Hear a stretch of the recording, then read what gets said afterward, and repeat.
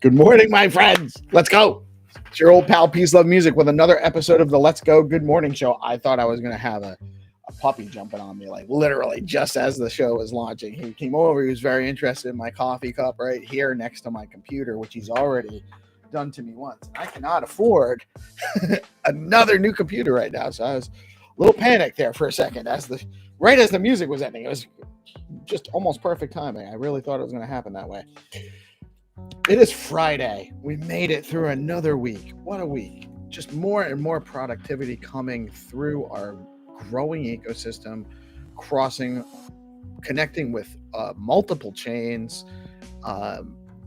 multiple people. We got all these great content creators. We've got great indie devs. We've got great core teams, core devs, marketing partners, and all sorts of big brains coming together in a decentralized way, in a decentralized system, which actually requires personal relationship, interpersonal connectivity. That's how that works. You can't have a decentralized system without actually engaging with partners in different ways, different people in different ways, in different skill sets, and in new ways.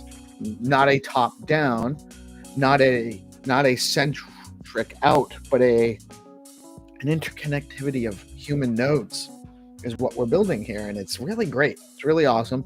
It's a lot of work to try to keep it all together and try to figure out where it's all going and engage every day, and there's a momentum, and there's also that dopamine effect. Like, we've been getting a ton of new engagement in new ways, and it's actually been I think that's also having an effect too, because that makes you want to get more of that pop. How do I keep making more content? So be careful with that. Make sure that you're disconnecting, touching grass. That's why you have to do that. Actually, it's to give your brain a dopamine hit break. But we have a lot to do, and it's hard to put it down because you don't want to lose that momentum. We got so much awesome stuff happening, and it seems like there's just not enough time, even though we have plenty of time. It's Friday, SIPP Friday. We're going to do some stacks improvement proposal conversation later on. Got a great week coming up next week. Got some really cool guests coming on next week. Excited about that. And Thursday and Friday, I will actually be traveling. So I think GP is going to host. I'm not sure exactly how we're going to sort that all out Thursday and Friday. Who's going to come on with him, but I'll be joining as much as I can, but I'll probably be on the road on my phone. I won't be able to run the show, so it'll be an interesting experience. I know we're in great hands with the homie. I am slow today. I don't know what it is. It's Friday, right? Feels like Friday. Thank God it's Friday. We still have a ton of stuff to do this morning, so it's not Saturday. It's Friday. We got to get it going. Lots of stuff happening in the space, lots of stuff happening in the news. What's not happening here is financial advice. We don't provide that. We provide news and information and all that stuff so that you can do your own research, make your own decisions. And we let you know about things we're interested in. We do that, but we're not endorsing specific activity. We're just endorsing some of the people around some of these projects that we're getting to know. We definitely have a lot of good people that we feel comfortable recommending for different things. But we're not pushing projects on people. We don't do that. We let people know about what's going on. We share the information so that they can make their decisions about it. And we encourage, skepticism, healthy skepticism. That being said, I already knew this. This isn't something I'm just realizing now. I decided that I wasn't going to, I just didn't have time to get all the information and type it in before I launched the show. It's just been that kind of a morning. Bitcoin coming in. I'm just reading off of CoinMarketCap. Bitcoin's at 119, 433, 464. And really, that's a pretty solid. It did push back up over 120 a little bit towards the end of the day. Looks like we're kind of, on that 120 range. We'll see what happens. It could really kind of bump up against it and maybe have a recheck due. I think we'll see. Not guaranteed to happen by any stretch, but I think we're due to see it correct back and find a little bit more of a floor. Stacks coming in at 87.44 cents right now. That's really good. Looking good for Stacks, coming in at 69. And then a couple weeks ago, it was at 69 cents at market cap number 69, which tells you that the whole market is up right now. It's up season. It can get silly, so don't lose your head. Make a plan, stick to your plan. Don't deviate. Do not FOMO into changing your decisions. And if you don't have a plan, tread very lightly. Fear and Greed Index coming in at 71. And the top three gainers, this is going to be a surprise. Top three gainers, oh thank God. The top three gainers for the last 24 hours on CoinMarketCap are Ethereum Classic for some reason. That's weird. Uniswap and Lido now. You know what it is? There's huge interest in Ethereum right now. And some poor schmuck is buying Ethereum Classic. Oh, man, that's rough. Let's see. In the news. What's up, that Danny guy? Good morning. It's always a live session on DeOrganized, bro. Always. That's what we do. We're doing it live. What's up, Queen? I heard you in this. I heard you in the space this morning too, sis. I couldn't say hi. I couldn't throw up my emojis because I was behind and setting up my show. But love having you. Love hearing that you found your voice and came up. And don't be a stranger. Keep coming back and find your voice again. And let's see. Like I said, guys, I don't understand it. I hope I'm not getting sick. I think I'm just tired. I'm exhausted, though. I feel very, very tired. When you stack your STX, you earn BTC. SBTC is programmable Bitcoin for DeFi. Stacks has fast, low-fee transactions, proof of transfer security, and native Bitcoin rewards. Tell your friends. Volume? Am I quiet or too loud? Or the music? Can you guys hear me? No check. Check.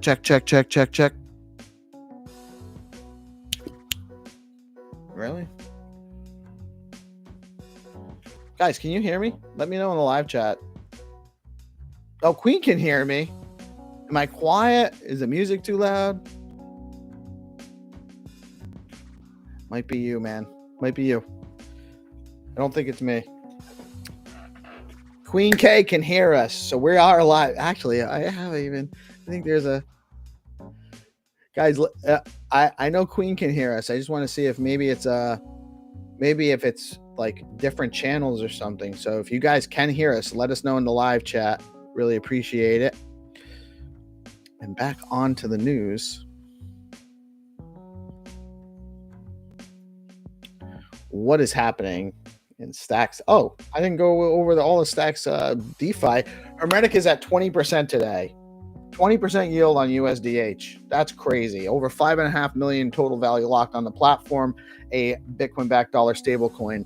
BitFlow.finance is where you go if you want a dollar cost average programmatically into Bitcoin, Stacks, runes, and more effortlessly. That's over at bitflow.finance. If you're looking to perp trade long and short Bitcoin and or Stacks, you head over to velar.com. They've got perp dex trading now, and that is actually backed by Hermetica as well. You can earn yield on your Hermetica while you're perp trading over at Velar.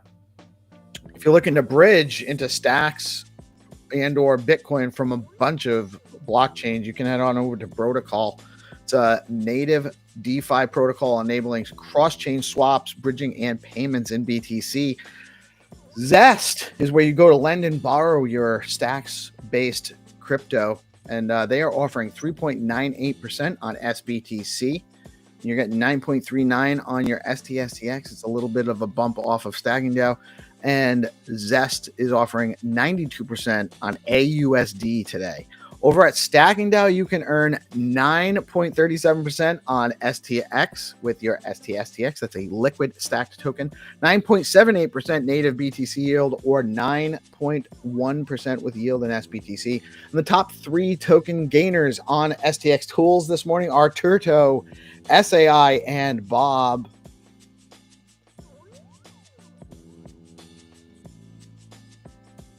All right, cool. Looks like the live chat saying that things are, yes, Queen K. A lot of things going on Stacks right now. It's amazing, actually. For those of us that have been here for a long time and seen this, it's really actually pretty great seeing it all start to come together. We're really excited about all of it. Let me actually, what is happening in the Stacks ecosystem today? No, that's not what I'm looking for.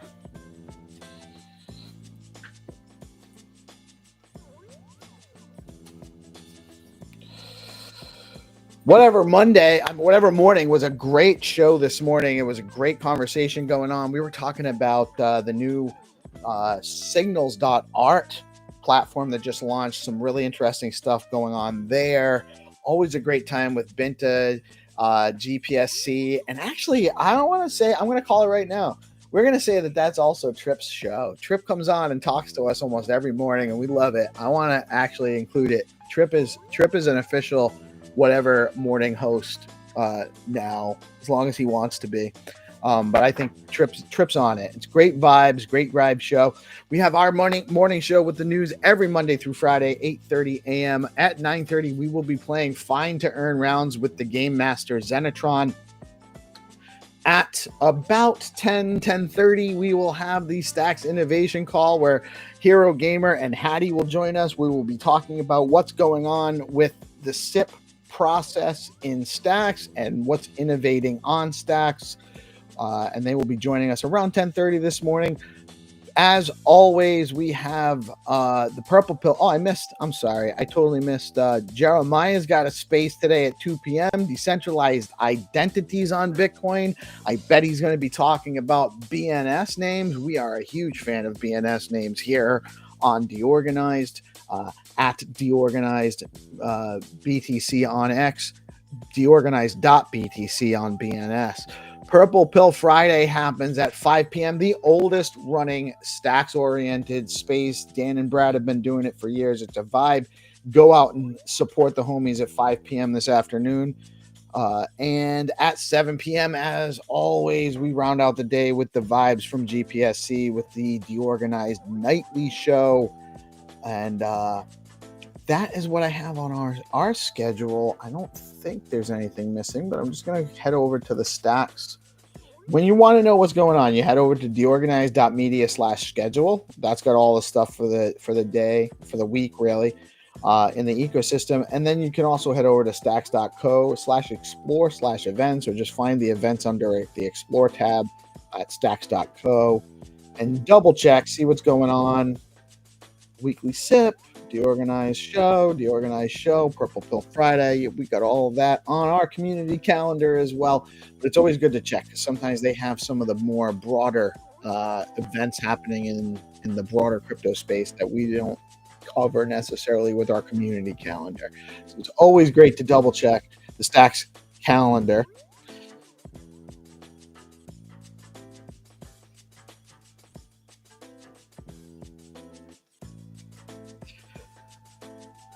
That's my young Jamie is the best, by the way. Like my young Jamie's better than your young Jamie. Just saying. Oh, I lost my spot in this krill. How did I do that? In the news today, Congress opens 401k plans to crypto. This is huge. President Trump is expected to sign an executive order allowing retirement plans like 401ks to include digital assets such as Bitcoin, Ethereum, and private equity. The move would open access to over $9 trillion in retirement savings, potentially bringing a wave of institutional demand to the crypto sector. Financial industry is divided, with some praising the diversification opportunity while others warn of volatility risks.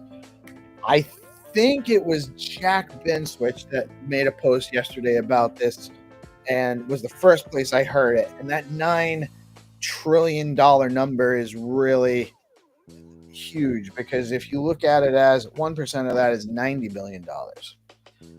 7%, which is what we're hearing in the background and rumblings from some of the financial advisors as to what the banks and advisors are going to start suggesting to their clients to allocate of their net worth into Bitcoin, 7%.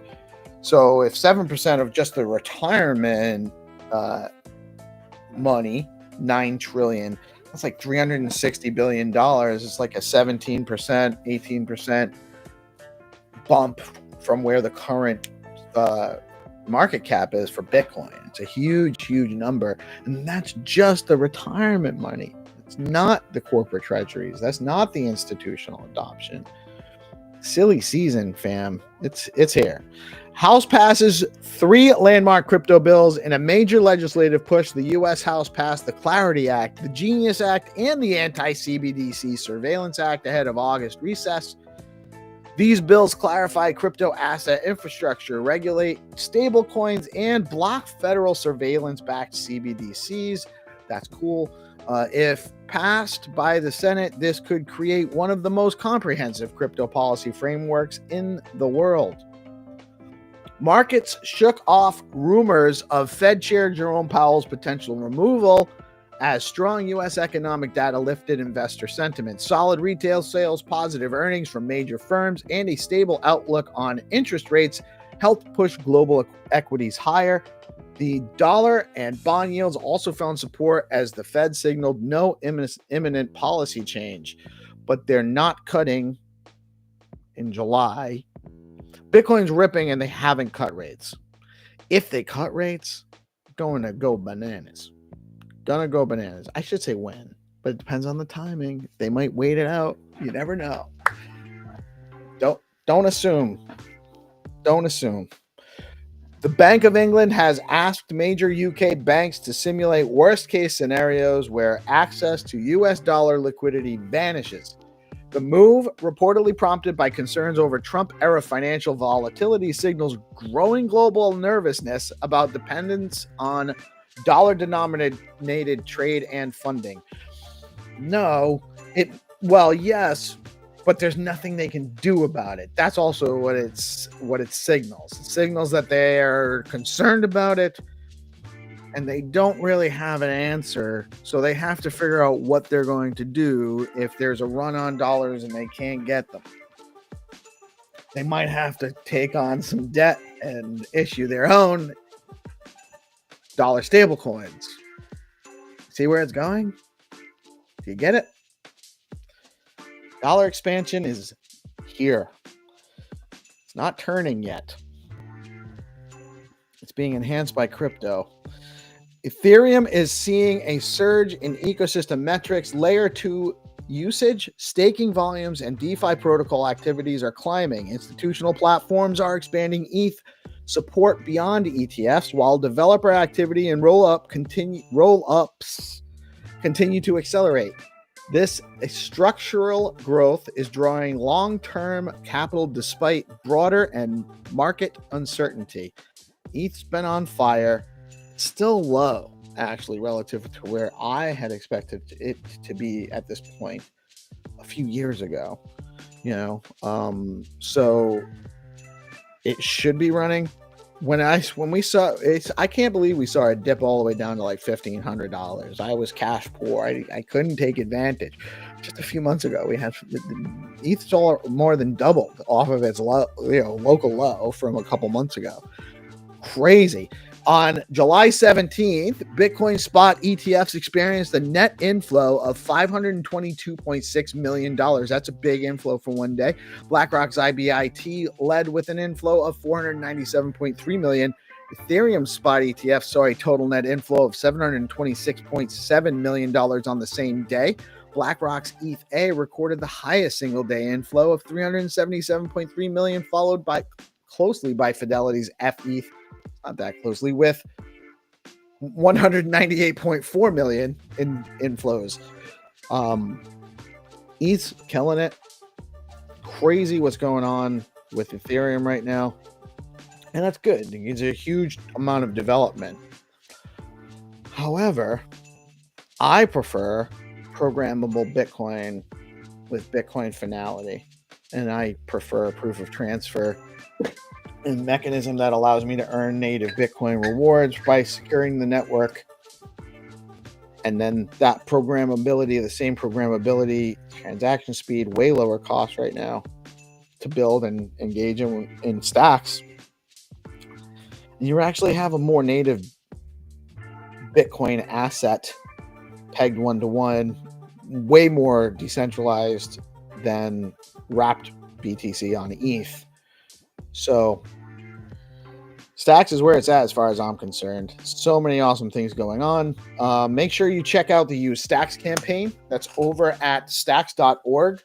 It's use-stacks-contest. There's opportunities to earn like 600 stacks every couple of days. There's a couple of different contests every couple of days featuring some amazing projects in the space. We featured BoostX, we featured Skullcoin, DeOrganized was featured, Zero Authorities on there, Stacks Tools. We're going to have some focus on some of the meme coin communities, some of our great friends. We're members of almost all of them. And just a lot of different ways to use STX. Rosar's Charisma was on there recently, or is on the list to be participating. There are a ton of ways for you guys to use Stacks and get rewarded. Also, stxdefi.com, I think, is where you can go to get the details on the Stacks, the Zeely campaign now in season 2. 50,000 STX up for grabs.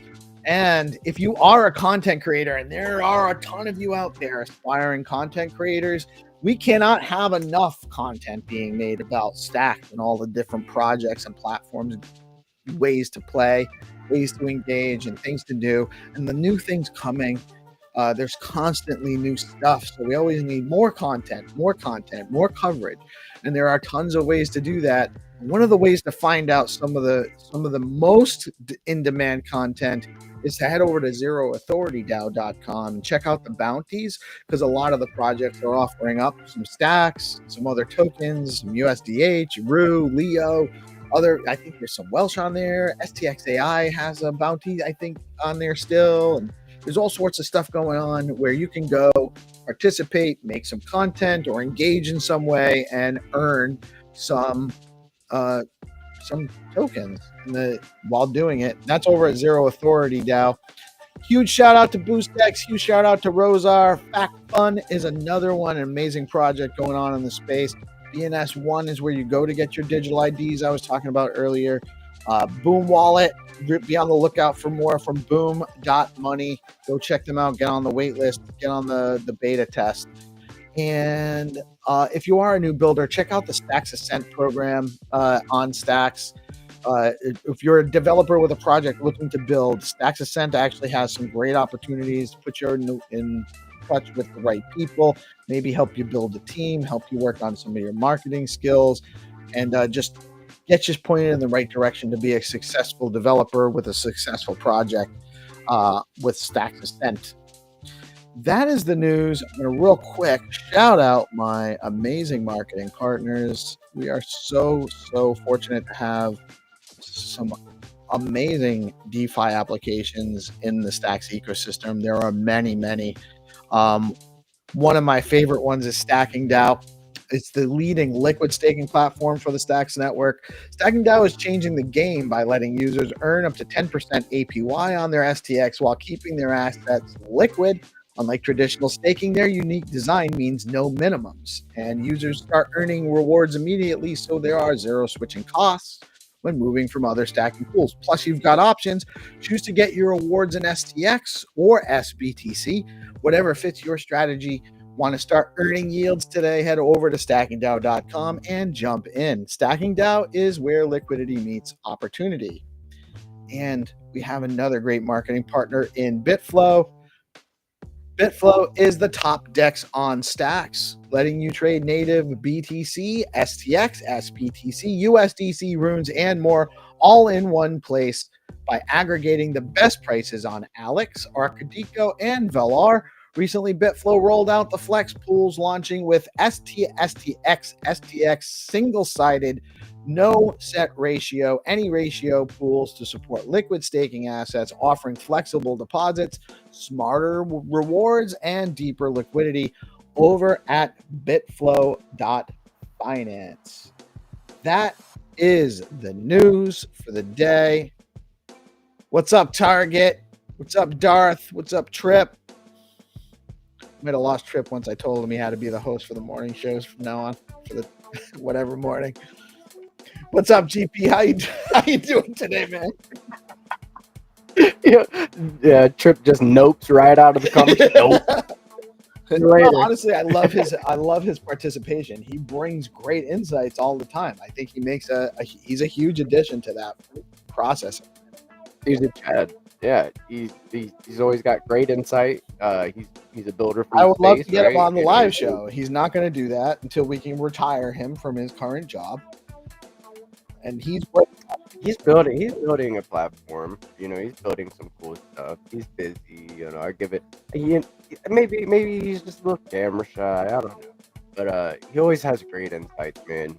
He listened into the signals space yesterday, I guess, and got some insight for yeah. And I'm glad he did, because I heard like the first 20 minutes of session 1, and then I dropped out because I had stuff I had to do.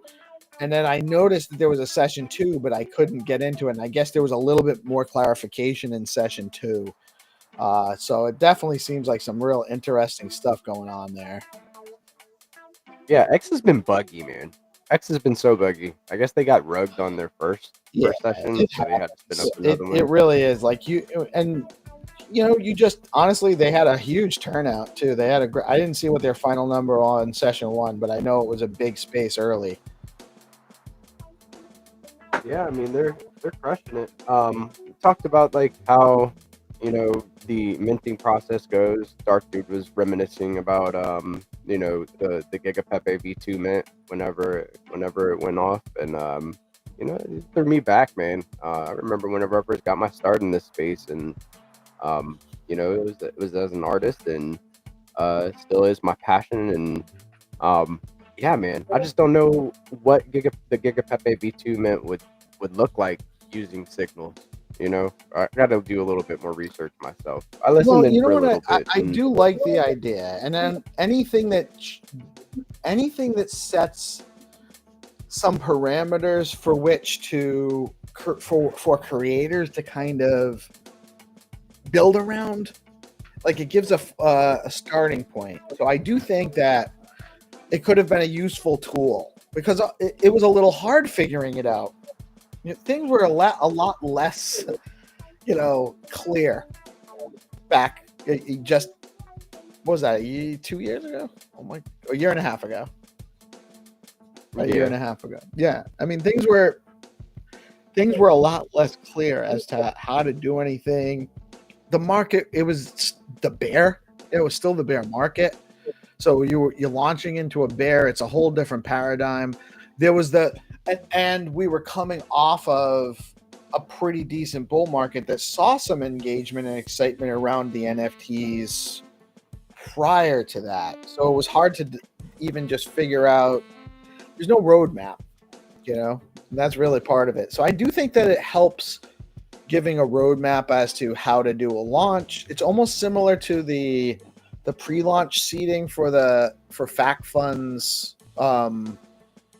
token launch bonding curve mechanism, where it proves interest ahead of time, interest and commitment. I don't know. One thing I don't know, and Nick's actually going to come on with us on Wednesday morning next week and talk more about it. So we can even ask him some questions about it too. But yeah, it's interesting. It's very, very interesting. I think it's a good opportunity to have for new mints, just to kind of gauge the barometer of what there is interest for the project and or to build interest. It gives you a point to reference to market to.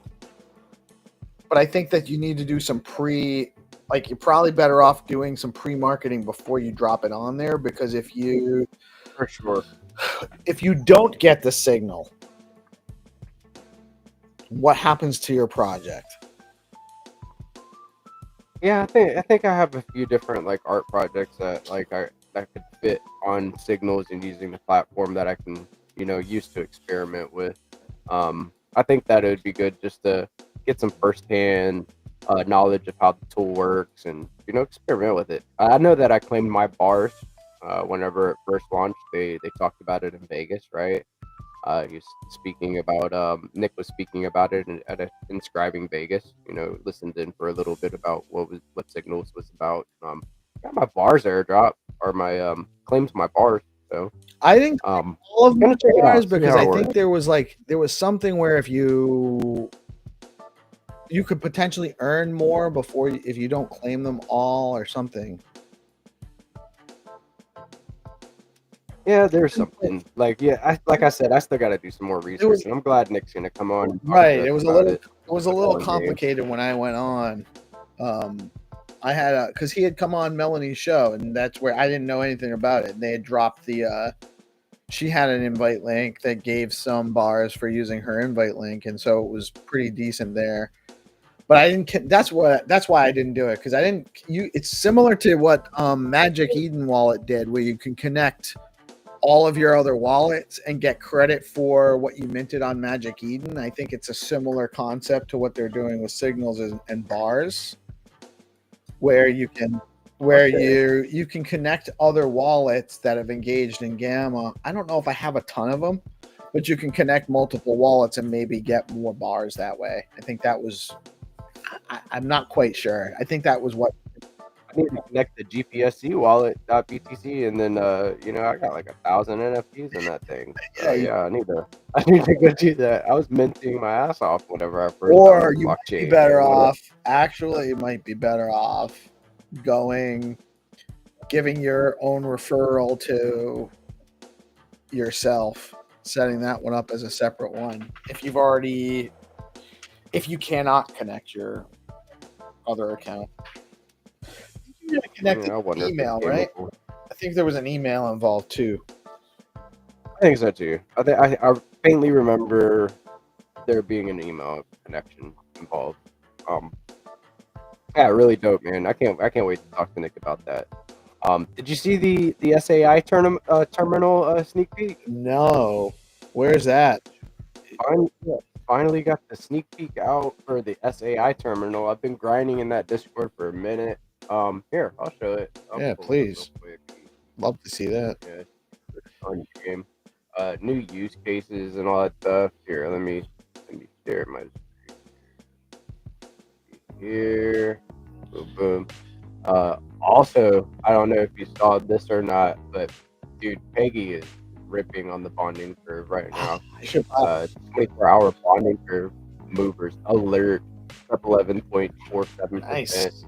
Looking great right now. Looking like on its way to bonding. So dope. But yeah, here's the terminal sneak peek. So let me read this real quick. So we got imagine discovering and executing the highest possible yield for your BTC with a single sentence. Only possible with Satoshi AI terminal. Here's the first ever real life preview into how it works. So in this preview, let's see. So we've got step 1, prompt. So here the user writes in plain English, I would like to optimize my yield while maintaining exposure to BTC. Can you give me a high yield strategy for BTC using Stack DeFi? Then it'll give you like, a prompt. It'll tell you, what you can do. Let's see. So the user's typing that in there. It's the first step. Step 2, identification. The terminal automatically finds the best rates and strategizes for your capital. In this case, the terminal identified a yield strategy in which you supply SPTP as collateral on Zest, borrow USDH, and then take it on for Medica. So boom, tells you play right here to do. Step 3, supply the BTC. The terminal is not just for alpha. It will auto execute even the most advanced DeFi positions using your Ledger or Expert wallet. Clicking supply BTC auto deposits into Zest protocol. So you not only can find the play, you can also execute from this terminal. So boom, it looks like goes max and then supplies, signs the transaction, and then it initializes everything here. It takes a second to initialize it. Boom, done. Step 4 is to borrow the USDH. The user is prompted to execute a borrow transaction, borrowing USDH from Zest protocol. So boom, right within the terminal. Transaction broadcasted. There you go. That's as fast as how Stack works there. Step 5, take the USDH. So it'll take you straight to the Hermetica page, and then it'll allow you to stake from the Hermetica page as well. So it's connected to multiple DeFi apps right now. And then boom, like with a single prompt, the user started earning yield on their BTC and borrowed USDH. One wallet connection, one terminal, infinite possibilities. And then so is there a link in the Discord? How do you get to the terminal? So I don't think they have the terminal like available to public yet. But this is a good first step. Letting people see the product, like, seeing exactly what they've been building and working hard on getting done. So it's the first step. Let them see it. The people in the Discord have been grinding to get the yield yogis roll. Once you get the yield yogis roll from, various activities, they got rumbles, they've got content creation contests. I don't think I have the. Stuff. Hold on, I'm in the Discord. I say hi like every couple of days because I'm slacking. But you got 1,000 things going on, dude. I know, but I don't want to say that. I should be in. There's no excuse not to get in there and say hi every day. Hold on, I'm actually going to do that now. Yeah, like if you make a post about SAI and then like drop it in content creators, you get points. I think that's how the point system works. So and then once you get just go in there and say hi, and you get some cred. So I'm a based quant, but I'm not the yield. I'm not a yield yogi yet. I don't have the. What color is the yield yogi one? I think it's like burnt orange or yellow, one of them. Troy doesn't look like he has it. Prince Troy's in there. He's a pool prophet. He's got pool profit. He's a pool prophet. He's a based. He's ahead of it. I'm a pool prophet. But you're also, and you're an ambassador, so you're like special people. I'm purple. Yeah, you're purple. So I think it's cool, man. Like using AI to find these different plays within the ecosystem. Like you imagine like somebody being completely green to crypto, trying to figure out how to like yield farm or find a yield arbitrage strategy. Like, I mean, it's kind of difficult for me still, right? Like trying to identify like where I can borrow at this rate and then find that rate on any given day. It's a lot of work, and it's a lot of it's a lot of work just to find the strategy, and then there's work in executing too. So this does seem like a tool for those looking to help them. Yeah, dude. Them kind of simplify that process a little bit and or automate some of the work. I agree. And then like, I just think about like this is like the first step, right? Like what else are they gonna build? What else are they gonna connect with to this terminal, right? So it's cool, man. That was something. Peggy, SAI. What else was taken off on SDX tools? The top 3 Turk. So I think Turdo has been Turdo has been going crazy for it's every so often it's in the top 3 for like the last couple weeks actually. Yeah, so that's another one that like I've been kind of watching. I think they're doing something with AI too. I don't know if it's a automated account or what they're doing with AI, but I faintly remember like a few months ago they were in the Leo group chat talking about, hey, we're working on some AI stuff. So they're doing some stuff. Of course, you can't leave out the ROO. Like, dude, you can't leave out ROO. ROO is up there in the top 5 within the meme coin, taking off, bouncing. They got a new Discord. Finally got the Discord, the community hub up and running. Discord for ROO? Yeah, dude. So they got the ROO Discord running now. Yeah, that's going down. I think Volupix running the ROO Discord right now. I've got admin in there just kind of helping out where I can. I posted some of my art in there that I've made for ROO over the past year, so people can go in there and like download it and use it for their posts and stuff. Definitely jump into the ROO Discord, and then we also have a Discord. Now we have a community hub. It's badass, the organized community hub. Let's go. We have a community hub, and we're just getting started. And it is actually, I think it's going to be a good addition. I didn't, to be honest with you, it was overwhelming to think just to try to set it up. And you actually pointed me in the direction of just finding somebody on Fiverr. And then you were like, oh, by the way, I already did that work for you too. Here's a good guy to do it. It was $75. I just got the whole full big package. You know what? I want to ask you while we're on the subject. Should I nitro? Should I go nitro? Is it worth it? Do I kind of need to, being the server owner, so I can make some more fun stuff going on in there? So nitro has its perks, man. Like you got a couple of boosts that you can boost your Discord a month, and then like you can use different emojis from different servers within your server and stuff. Like it has its perks.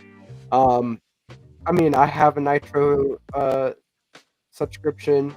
You know, I use it very seldomly. You know, like, but I see where it can be like a differentiating factor or a kind of authentication.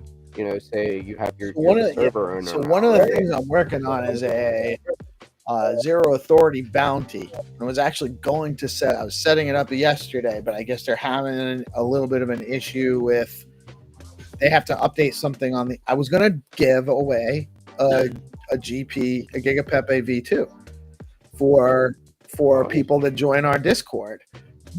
But I had and it's in there. They're in there, but it was like there was a hang up on one of the pages. It wouldn't go through. So I'm just working with Haddy and Zero to figure that out. And then as soon as we do, I will be launching a giveaway to get some people into our Discord, and maybe I'll incorporate it with, join the Discord, set up your DeOrganized username.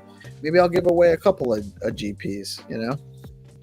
Yeah, dude. Like I feel like if you I'll throw some memo bots in there. We can get multiple winners. Maybe I'll make a challenge within the Discord. That way once you get in the Discord, you have something to grind for. Make a post about the organized, follow the organized account.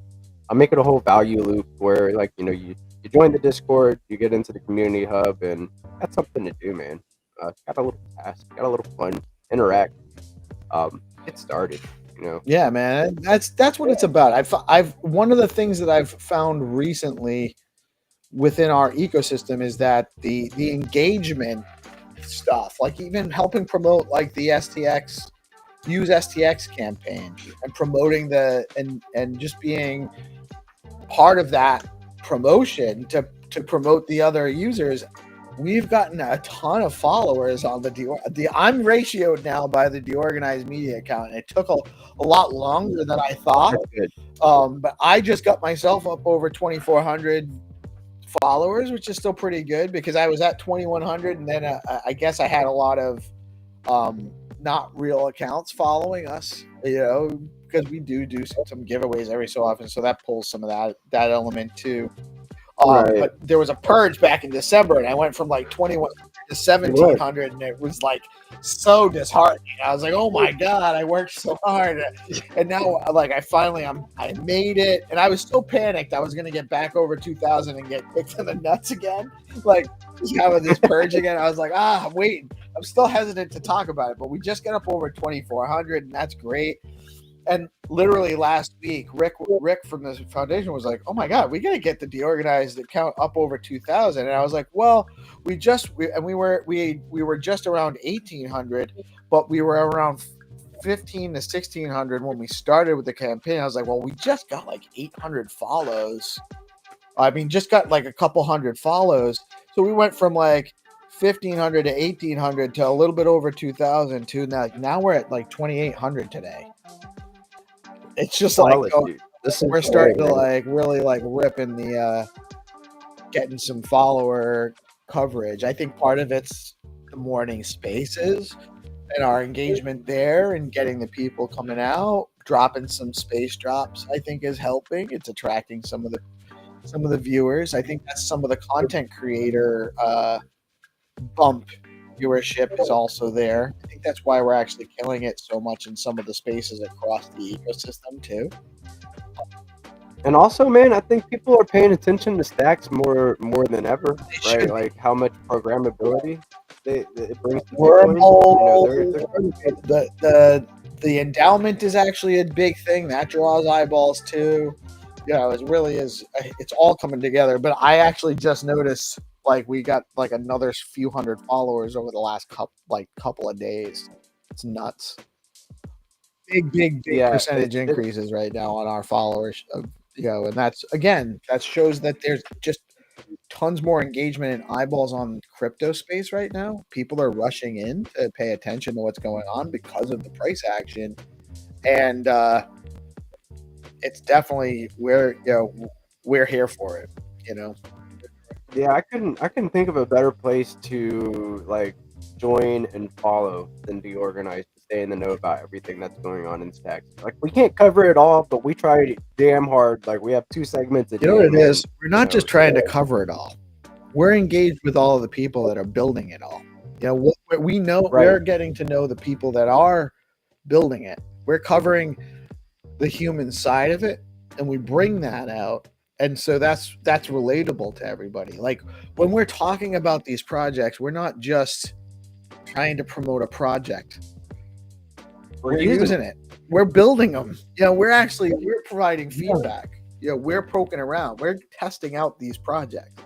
We don't just produce a show. We actually are engaging with all of these builders, and that's part of why it works.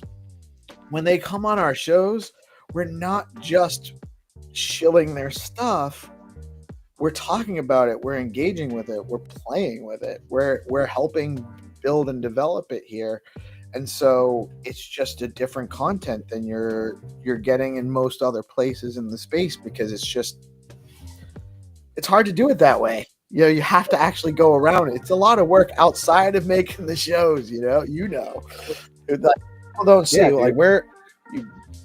So during Mel's show yesterday, she was with Mitchell from the foundation, and it was a great show. And that was my, I think, 3rd or 4th show I was in for the day. 4th or 5th show I was in for the day. And then towards the end, they were like, "Oh yeah, Peace is probably in." She was talking to Mitchell about me for a little while about the production side of things on the show. And he's like, "Oh yeah, Peace probably has like 5 more spaces."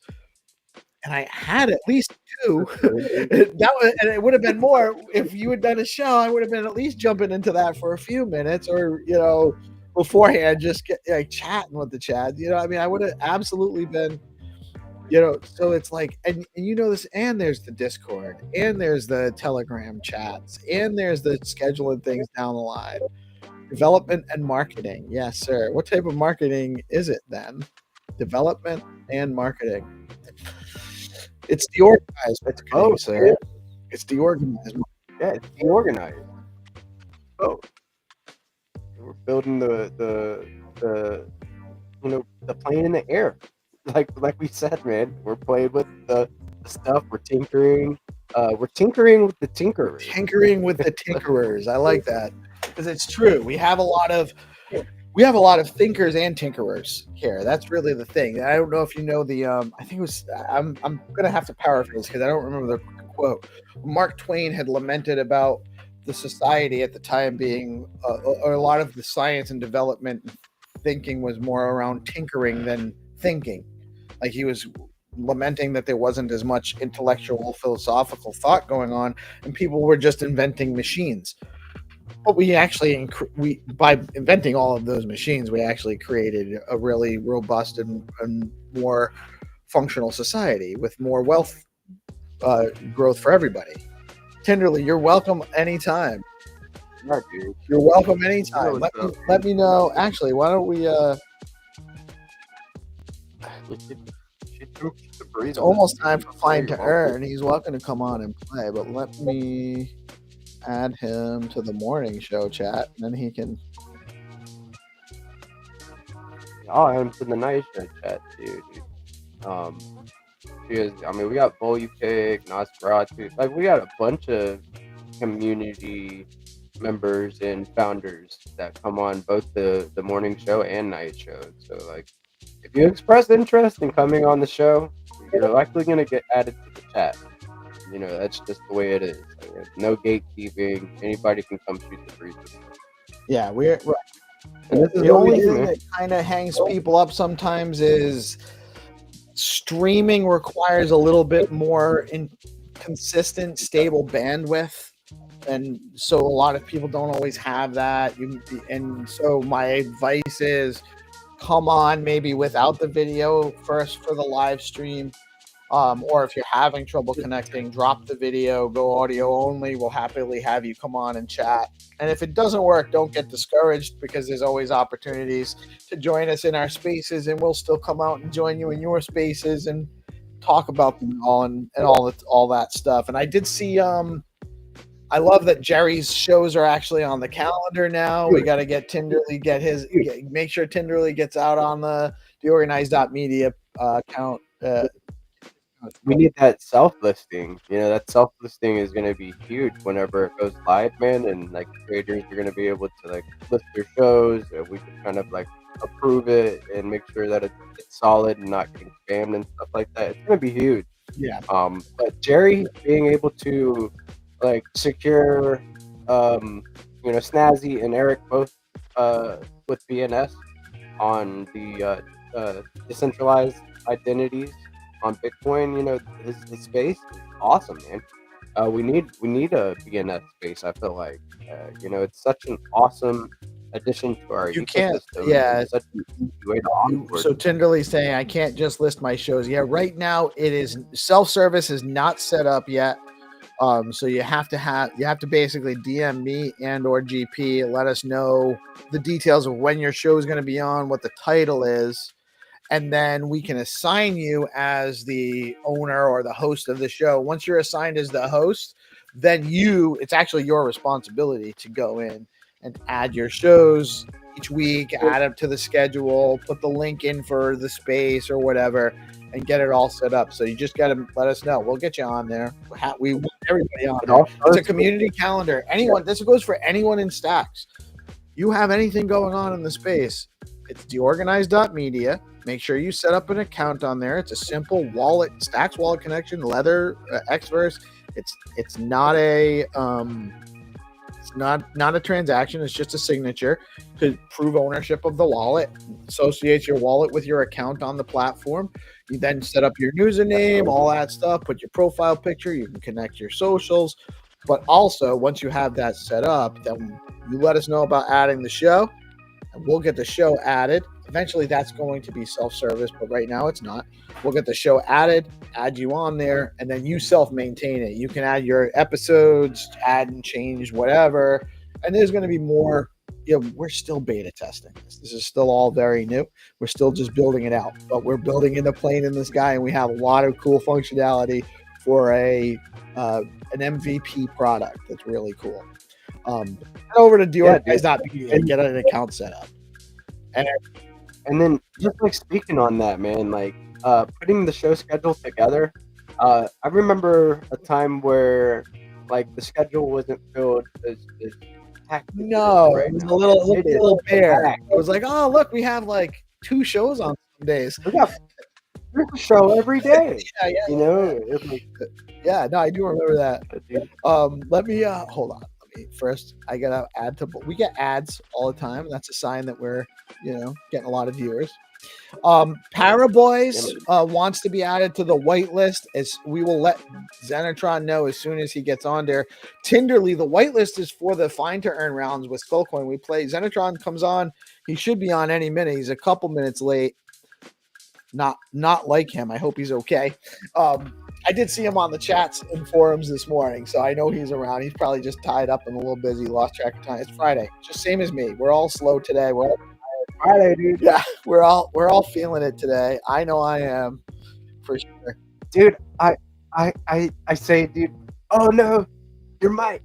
Like, as soon as I pop into the stream, dude, I'm like, you know what? Minute. I'd rather have you say something than not. One time, way back early on, when it was just Eve talking for 20 minutes, I fortunately saw a comment from Trip that was like, "Hey, we can't hear you," but I did like a 15-minute pantomime show.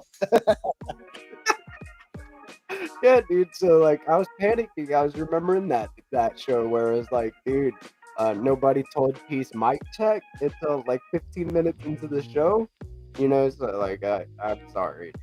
I'd rather have you go through a mic check than not. That's what makes our content real. Those types of things. It's not scripted. Is the news cool? Yes, I'm not like just finding out. Usually, I'm not just finding out the news stories. Sometimes I do just copy and paste them and I don't really read through them at all. But I've stopped doing that because sometimes the stories are hallucinated and not real.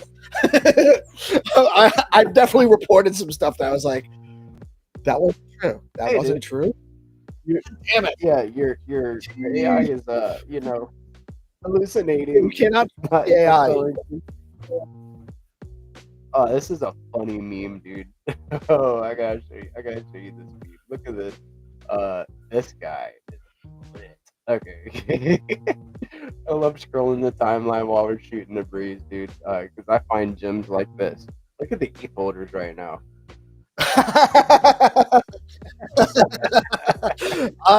That's true. That's true. As an ETH holder. Yeah, dude. They're like, yeah, dude. I use it a lot. I don't use it a lot, but I have a little bit because I didn't expect it to. I actually thought it was going to smack Solana down. I never thought Solana would actually take as much market share and development share as it did. Yes, really the reason why we don't have like $10,000 Ethereum right now is because of Solana. Yeah, I could see that. So ETH is sitting around like $3,600 right now. And Stacks is sitting at 87 cents, right? So think about it. Stacks is to Bitcoin what ETH is to DeFi. So it's Bitcoin DeFi guys. If you're paying attention now, you're early. If we were to look at there's this calculator that I could pull up, market cap calculator. If we pull this up here, let me pull this up, and then we just for instance, say people are like, you know what, I like Bitcoin DeFi. DeFi on Bitcoin is cool. So we type in STX here, click Stacks, and then we go this of that market cap. Let's just see what the price of Stacks would be. Oh, yeah, I've done this a few times, and I'm like, what? Please, $235. Please? That's if Stacks captures all of ETH's market cap, though, like all of its mine. This show would be even more lit. How lit this show would be. We'd be broadcasting from the top of like the highest building in New York City. Yeah, like the Empire State Building. Let's go. All right, I do. Looks like we got. It is time. The game master is in the wings. Let me actually run a quick word from our sponsors, and we'll be back with Find2Earn in a moment. Stay tuned, hunters.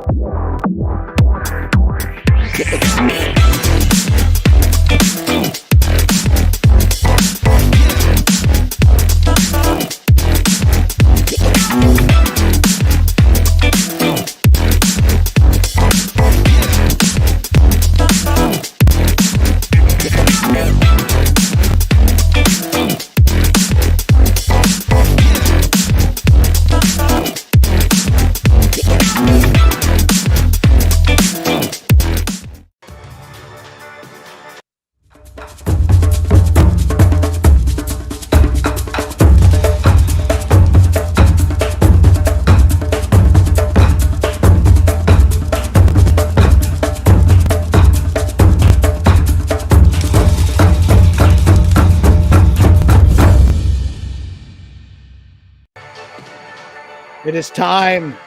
The Game Master has arrived in his true form. How are you today, sir? GM models, I'm fine, as always. Let the hunt begin. Let the hunt begin. We have 5 rounds with, I believe, is it going to be 2 whitelist rounds again, sir? Yeah, we'll play 2 whitelist rounds because we have a lot of followers. I like it. And we're going to start with our,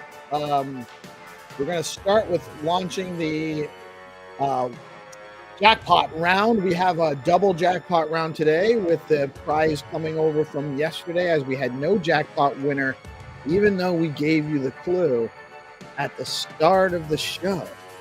Yeah, again, we try this format. We wait for your feedback. I will drop in right now to Peace a jackpot round information.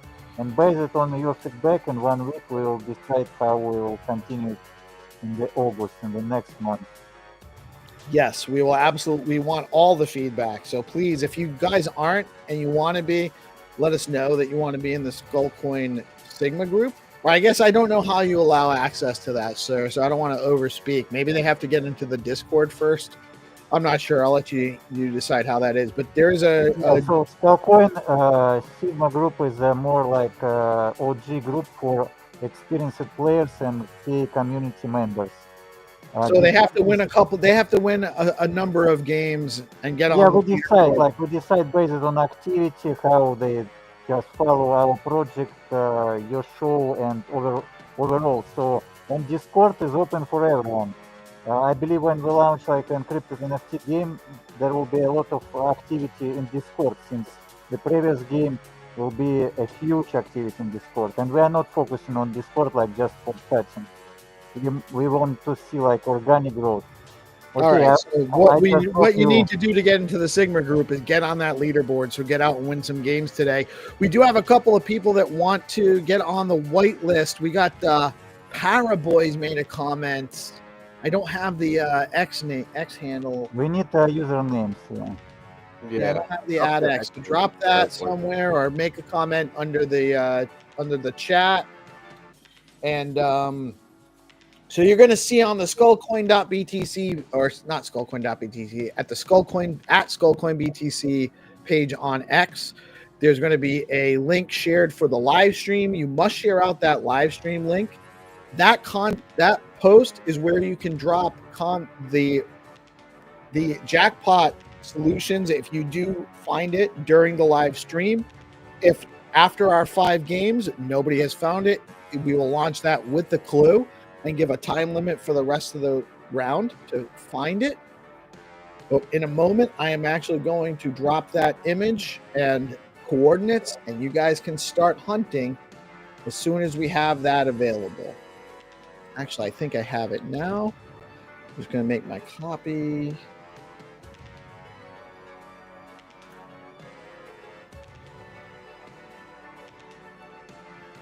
And I'm going to share that. I'll bring you back up in a minute, GP.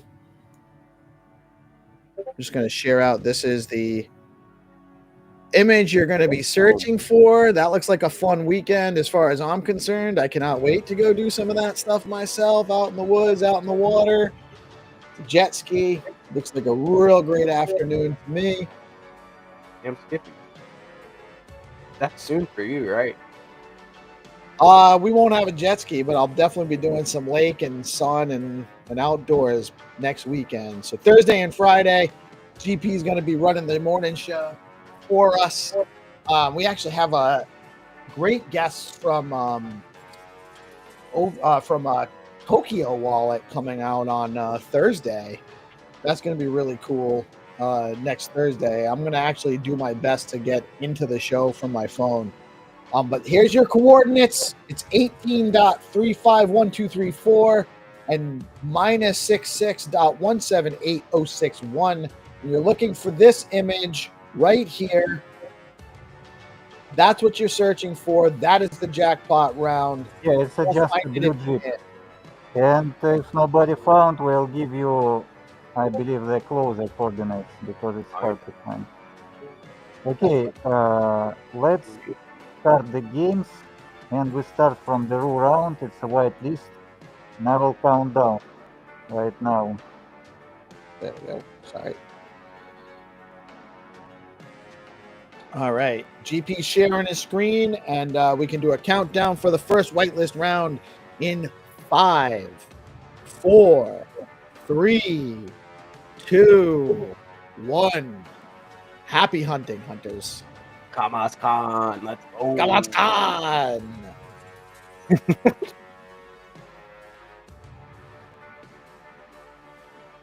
So we are going to be looking for a ROO repairman. Look at this ROO repairman. You know, these boxes, as kids, we used to sit, hang out, lean, play at the box. You know, even though there's high voltage lines running through there, I'm pretty sure. And this Bitcoin ROO, it's got a Bitcoin box here. Look at that. Look at that. This is what we're looking for. First, we're going to like, and we're going to share firsthand, like first thing that we do. And then we're going to go over here, scroll up to the Google Maps link, click this. And I like to copy the coordinates just in case. Boom. I have to do step, screen, and there we go. So we are looking for the ROO repairman. Let's see if we can find him.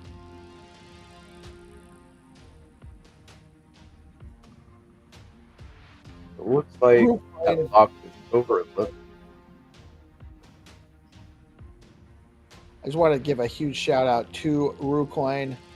I am a huge fan of the RooCoin. I just found out that they actually have their own new Discord channel. I'm going to have to jump into that.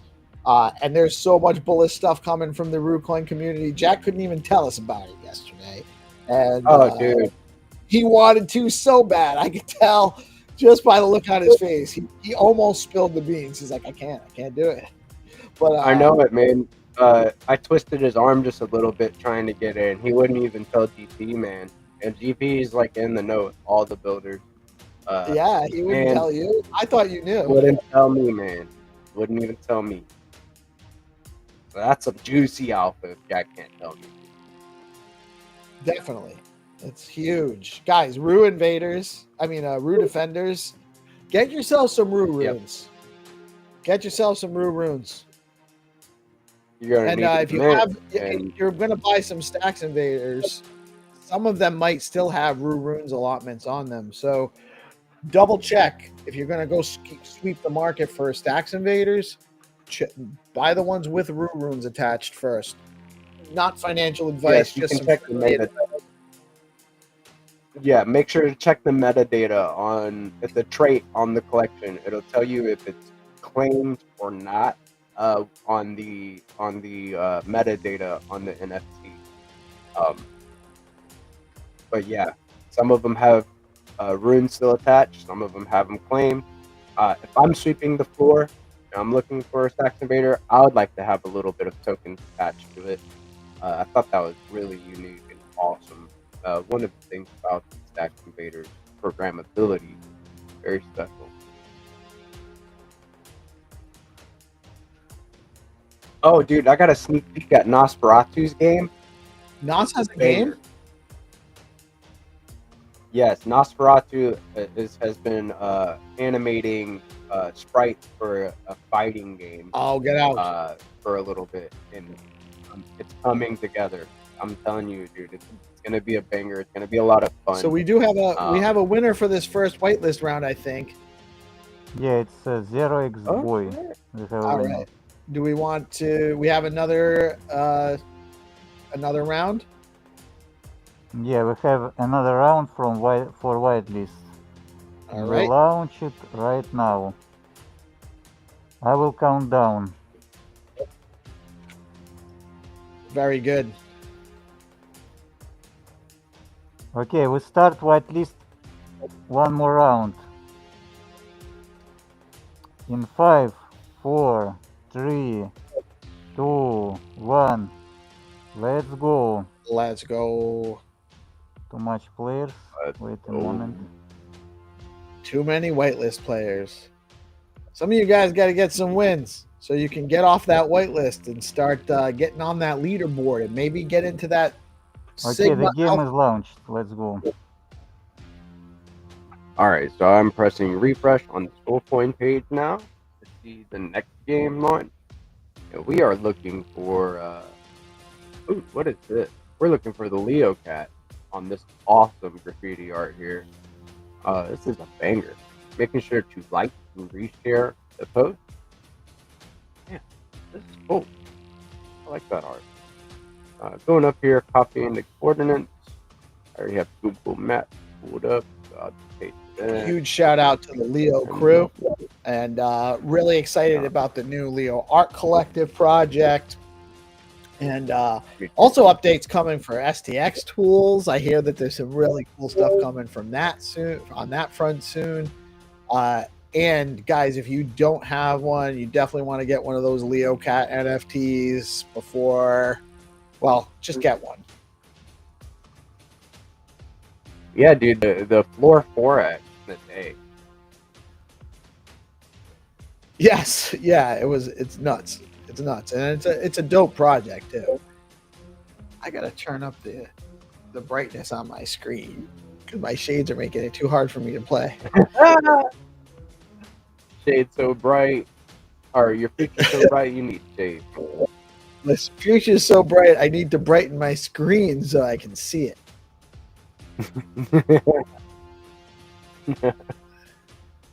It's like the cell phone paradox. I'm looking for like a corner of a building somewhere where this artwork could be taking place. I've seen a couple, like there's definitely some interesting graffiti around. It's just not the one I'm looking for. Maybe take another look at this building. Let's see. So it looks like a pinkish building. It's got a brick wall of some sort also nearby. I see some palm trees in the background, so maybe it's near some water. No winters yet. Things that make you go, Yeah, you just have to go forward from the starting location. oh, just forward. So here, I'm going to be on I want to start over. water here. Oh, I'm in the wrong one now.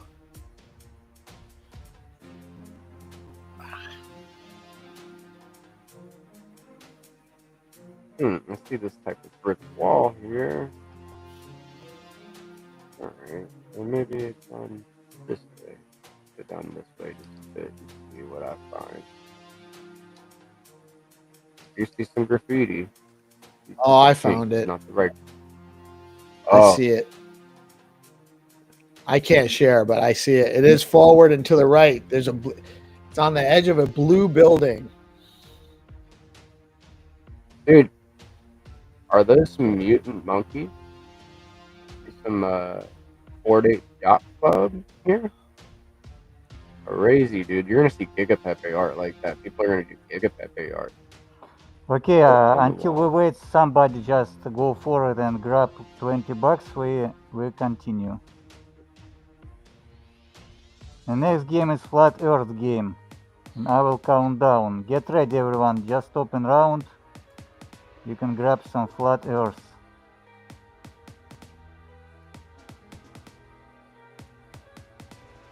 Found it.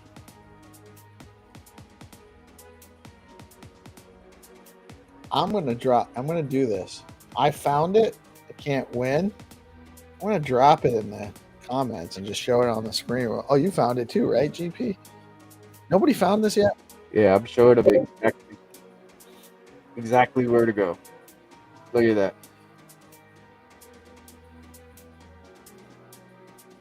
Good luck, guys. I am headed back. I am headed back now. I don't want the game master to have my neck.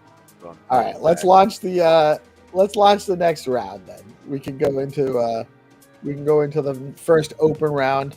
We don't have any winners. Do we have any winners on the any guesses on the starting link for the nope. I don't see anyone making any guesses on the oh wait, maybe. Where was that?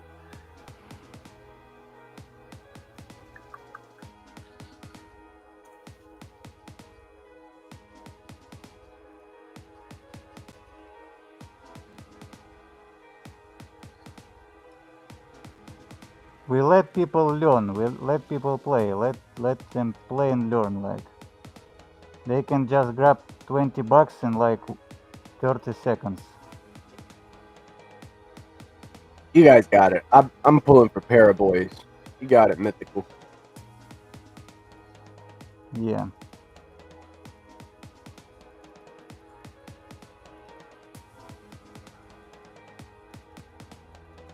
So this next round's gonna be open. So you're gonna be competing with me.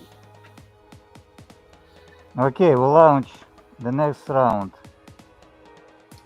Get ready, everyone. Get ready. We're going to the Skullcoin BTC page. Yeah, in 5, And waiting. 4, 3, 2, 1, let's go. Let's go.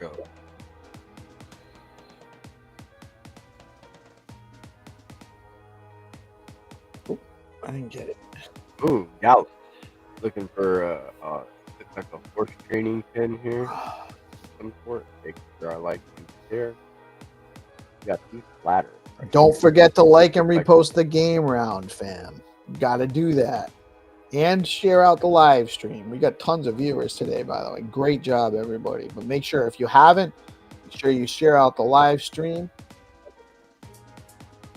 Where are we going to find that paddock? The Flat Earth paddock. Huge fan of the Flat Earth project. They've been doing a lot in our space. Tons of collabs with everybody recently. Very, very cool stuff going on. And I'm excited about their upcoming game with UAP. Probably a few months away from what I hear, but I'm psyched about what I'm hearing about it. Get yourself some Flat Earth. Where am I? Where do I? Okay, the winner of this game is Isaac. Only one MS was too far from the starting location. We have a lot of players who found. Isaac on fire. Wow, we did find. Wow, great job, Hunters. We did have a lot of people found that one quick.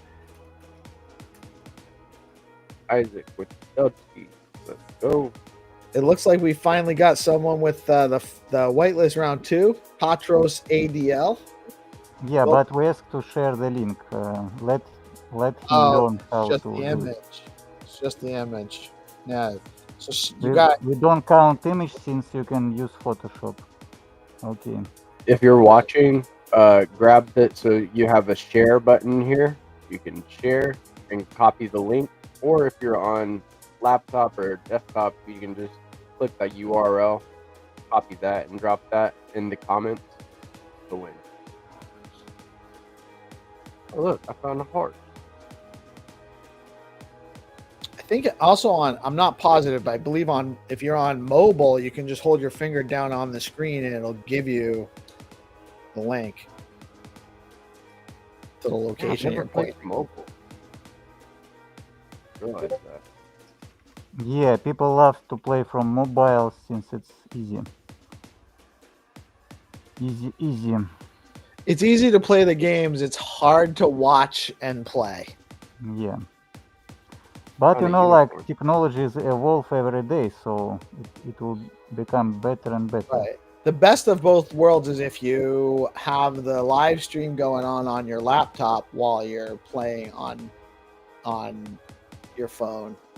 I think is actually probably the method. I'm not positive because I just play on my laptop and I tend to do fine that way too, by the way.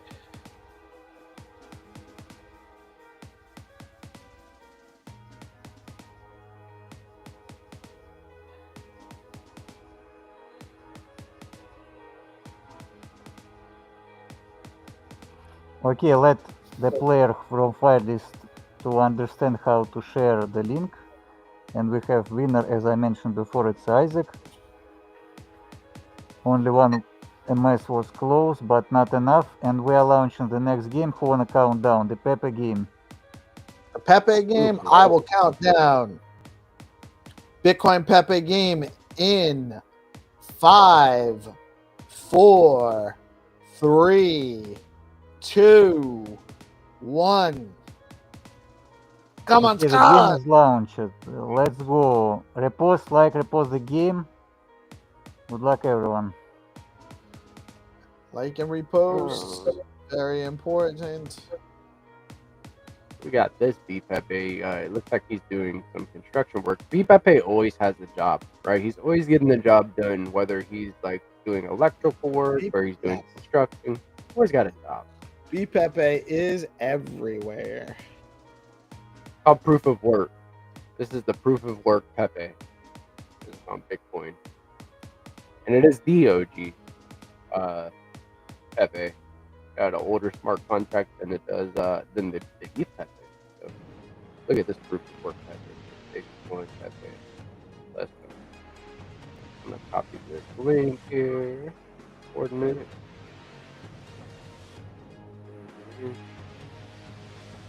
Paste it in.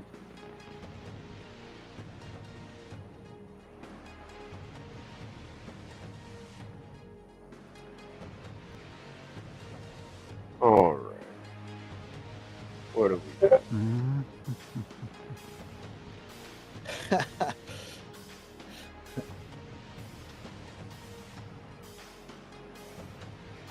Okay, we have whitelist winner. If you understand how to make a share, the link, it's Patros ADL. Congrats. Let's go. Congrats. He's a new player, obviously, a new person. Awesome stuff. Welcome to the game, sir. Welcome to the hunt, yeah. And we have winner for the Pepe game. It's a bolupic.btc. Hey, let's go. Bowl your pick. Wow, go ahead, Bowl. He was faster than Let's go. Morenetsky and Chenkomaya for 15 seconds. Well done. 15 seconds. Not quite a photo finish, but I still haven't found it. Yeah, it's on the same road.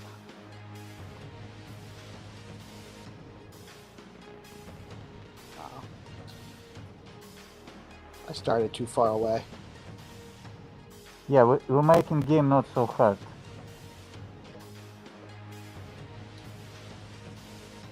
Not as jackpot game.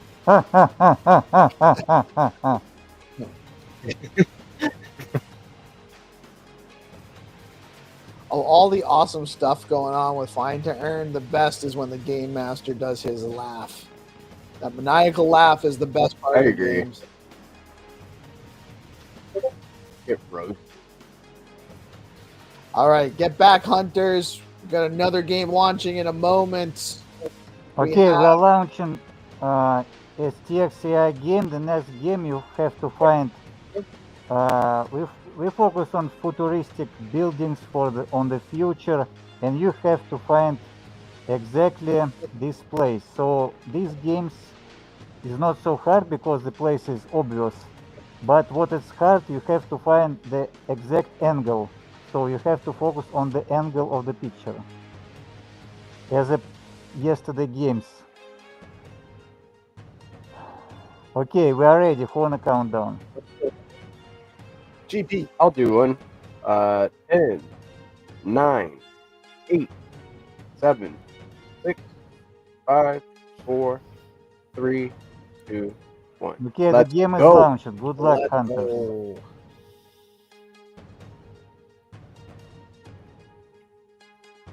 Find the angle. All right. Oh, very interesting. And we are looking for this agent. Don't forget to like and repost the game round. Boom and boom.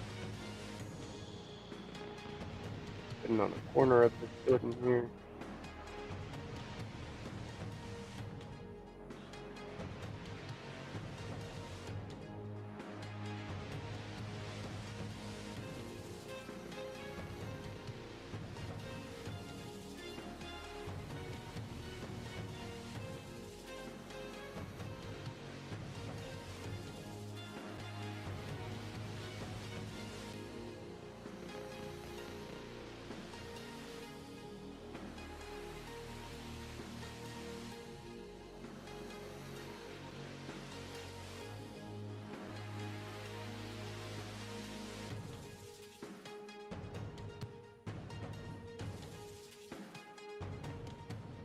I found it, but I don't know if I was first.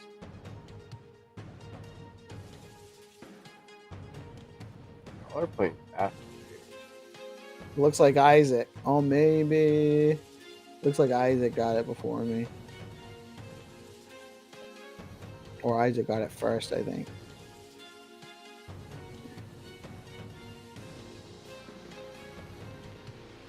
Isaac came to play today, boy. Yeah, here's the winner is Isaac. Yes, he Here's did. the rocks today. Let's go, Isaac. Okay, great. Let's launch jackpot round, and I believe I will change a little bit the starting coordinates to make it easier. I like that idea.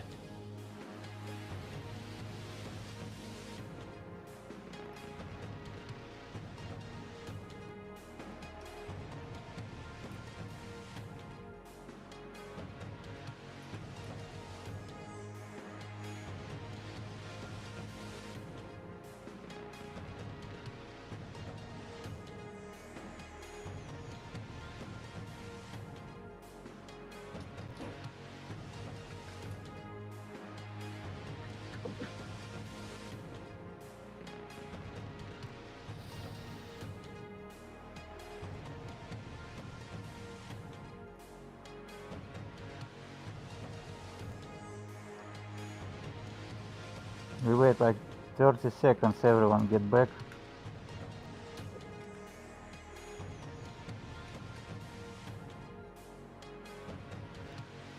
Get back, hunters. Get back to where you once belonged.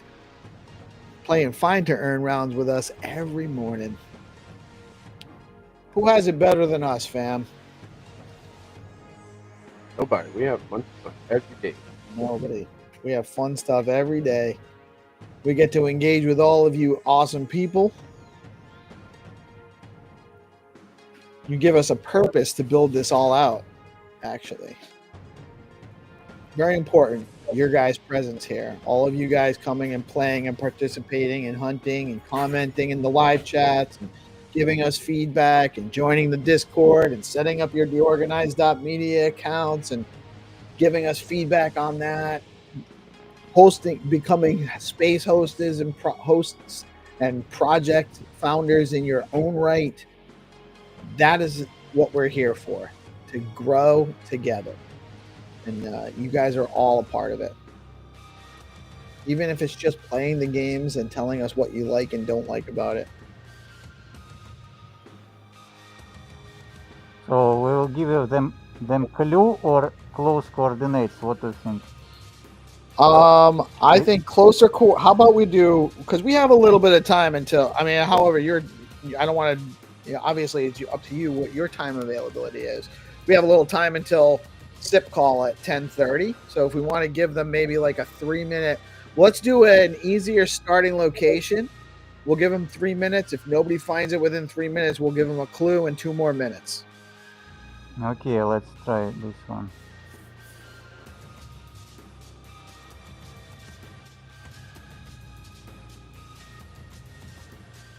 Start with launching the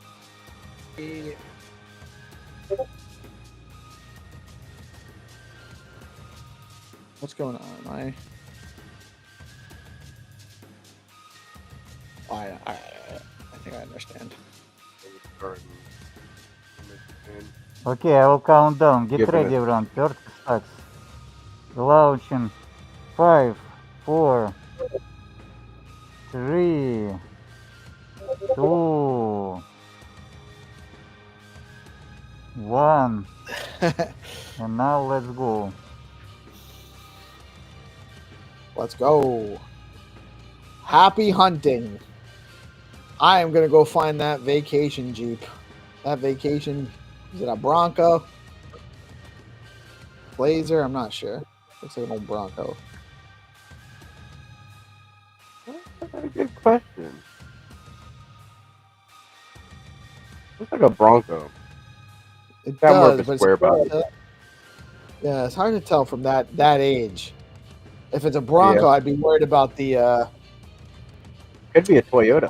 stripping out of the head, depending on what year it is. I had that happen to me on an expedition. I had a 9-passenger expedition, and apparently they built those with aluminum threads, but the spark plugs all had steel threads. So over time, they would just like strip out and shoot out of the head, and then break. Nice. And I was just dating my wife at the time. I replaced one, and then like 2 months later, it happened on another one. I'm like, I can't replace 6 more. So I got rid of the truck. I haven't bought a Ford since then. Found on road dead. Yeah. It's just too bad. Freaking old rusty Dodge. And it's an American icon, but it's not what it used to be. Fix or repair daily. Yes.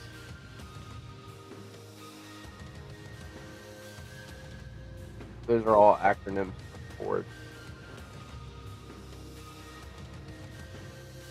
Alright, so taking a look at this image, looks like we have some, I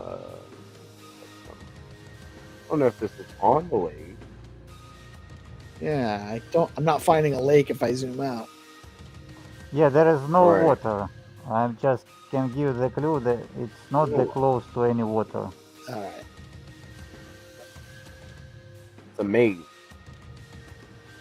It's a trick, yeah.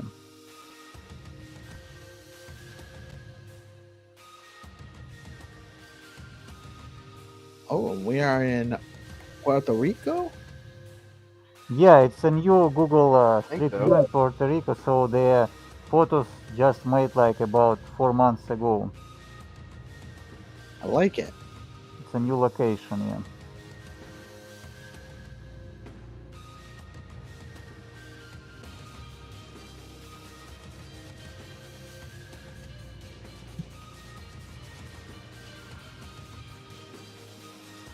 So the quality of the photo of the places is very good. Okay, we will drop the clue to everyone and give you 2 minutes more.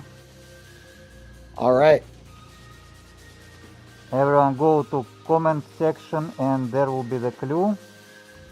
And from the clue we'll give you 2 minutes. Okay, clue is up. It's on the south, so you have to go just to down.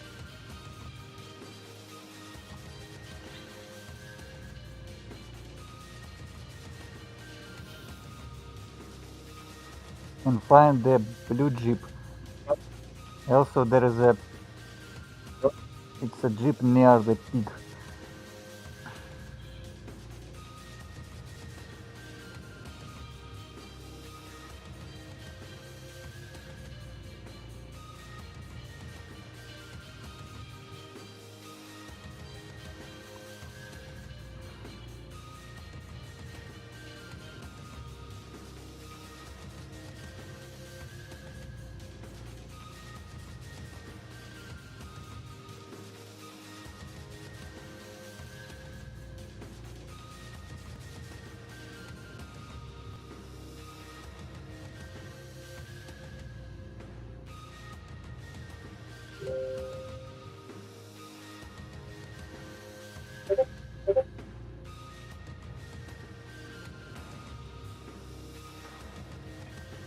Okay, 1 minute more.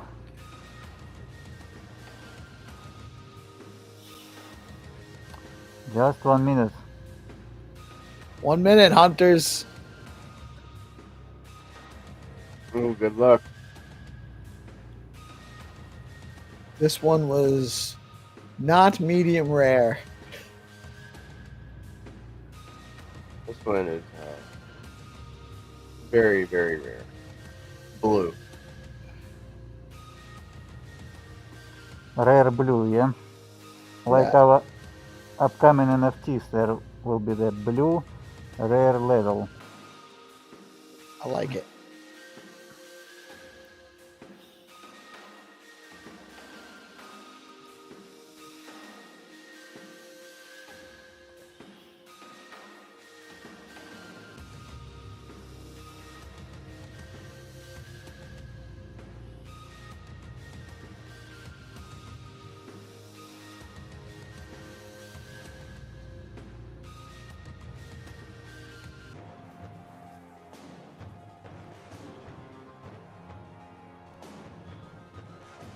Okay, if we have no winner, let me check. Tamil chat dropped something. Okay, Tamil chat find it. Hey, let's go. Hey, let's Let's go. go. Let's go, dude. It's a mill for the Winsky for the jackpot round. Congrats. All right, Tamil, I see you. Let's go. Found it right at the end, too. 22 seconds. I dig it. Well done, sir. Congratulations. And another Well fine played, everyone. episode of Find2Earn rounds with the Game Master. And If all of our Dictator amazing was the second, he just found 2. Okay, congrats, everyone. congratulations. Extra round. Thank you for all who played. Congratulations to all of our winners today. To be honest with you, I actually like dropping these clues at the beginning. It gives someone an opportunity to try to play. I can't imagine that if the games are hard enough to make it challenging where usually people aren't finding it during the other game rounds, I think that's the way to go. Personally, that's my feedback on it. But I do like interacting with it early and giving people an opportunity to do that during the whitelist rounds.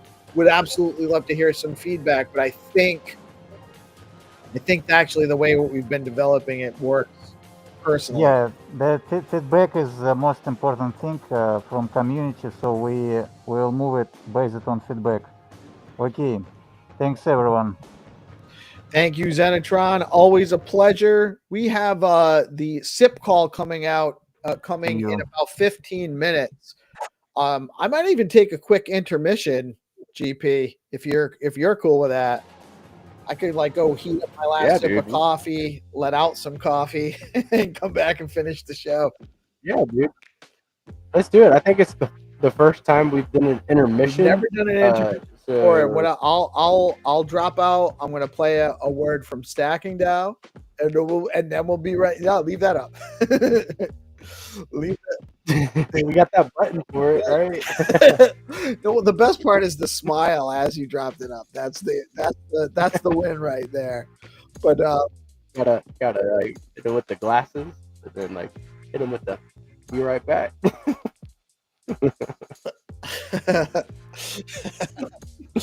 All right, we will actually be right back.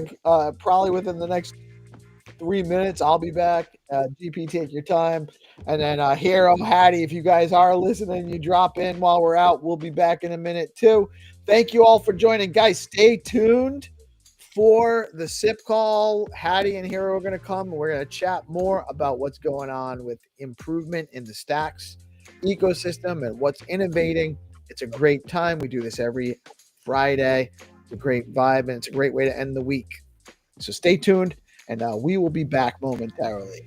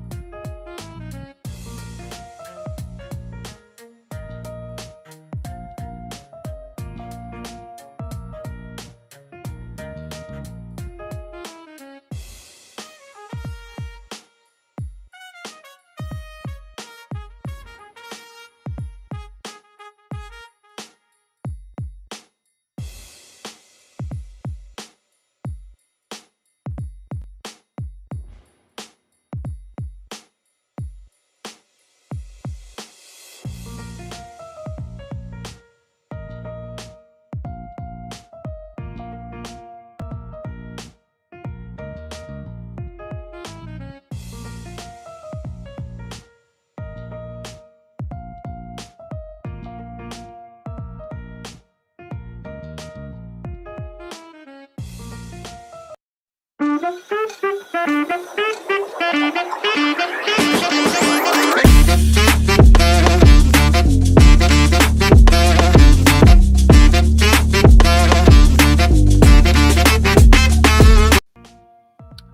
go. It's time for the Stacks Improvement and Innovation Show, brought to you live on DeOrganized Media, partnership with our excellent friends over at Bitcoin Live Decentralized Broadcasting. As always, we have my co-host with the host. That doesn't really rhyme right, but you guys know what I mean, and it's true. And we got Hero Gamer in the house. Hey, GP, how you doing, man? Did you have a nice little break? Doing all right. Did you get all nice and rested? Right. Got a little break in here. That's nice. That's nice. We should do that. Yeah, I think that actually, I was like, you know what? How am I going to fill the space in between? I know.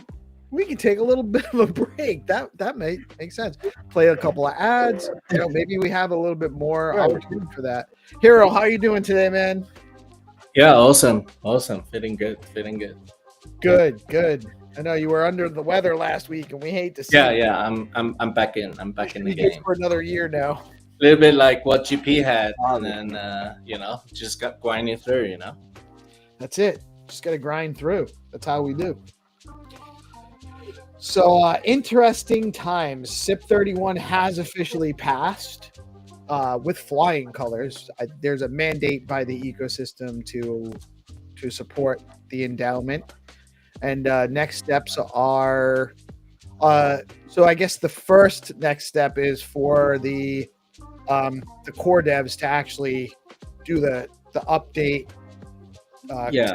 Let's show people the blog post, because I think that's a pretty good post. Which one? Was it on the Stacks devs or Stacks? Which? The one from the Stacks Foundation. Stacks//SIPP 31 results. It's a website, not the not a post on X. Yeah, it links to a website, and you can see the details there. So I'm sorry, what was it? I can share a screen if you want.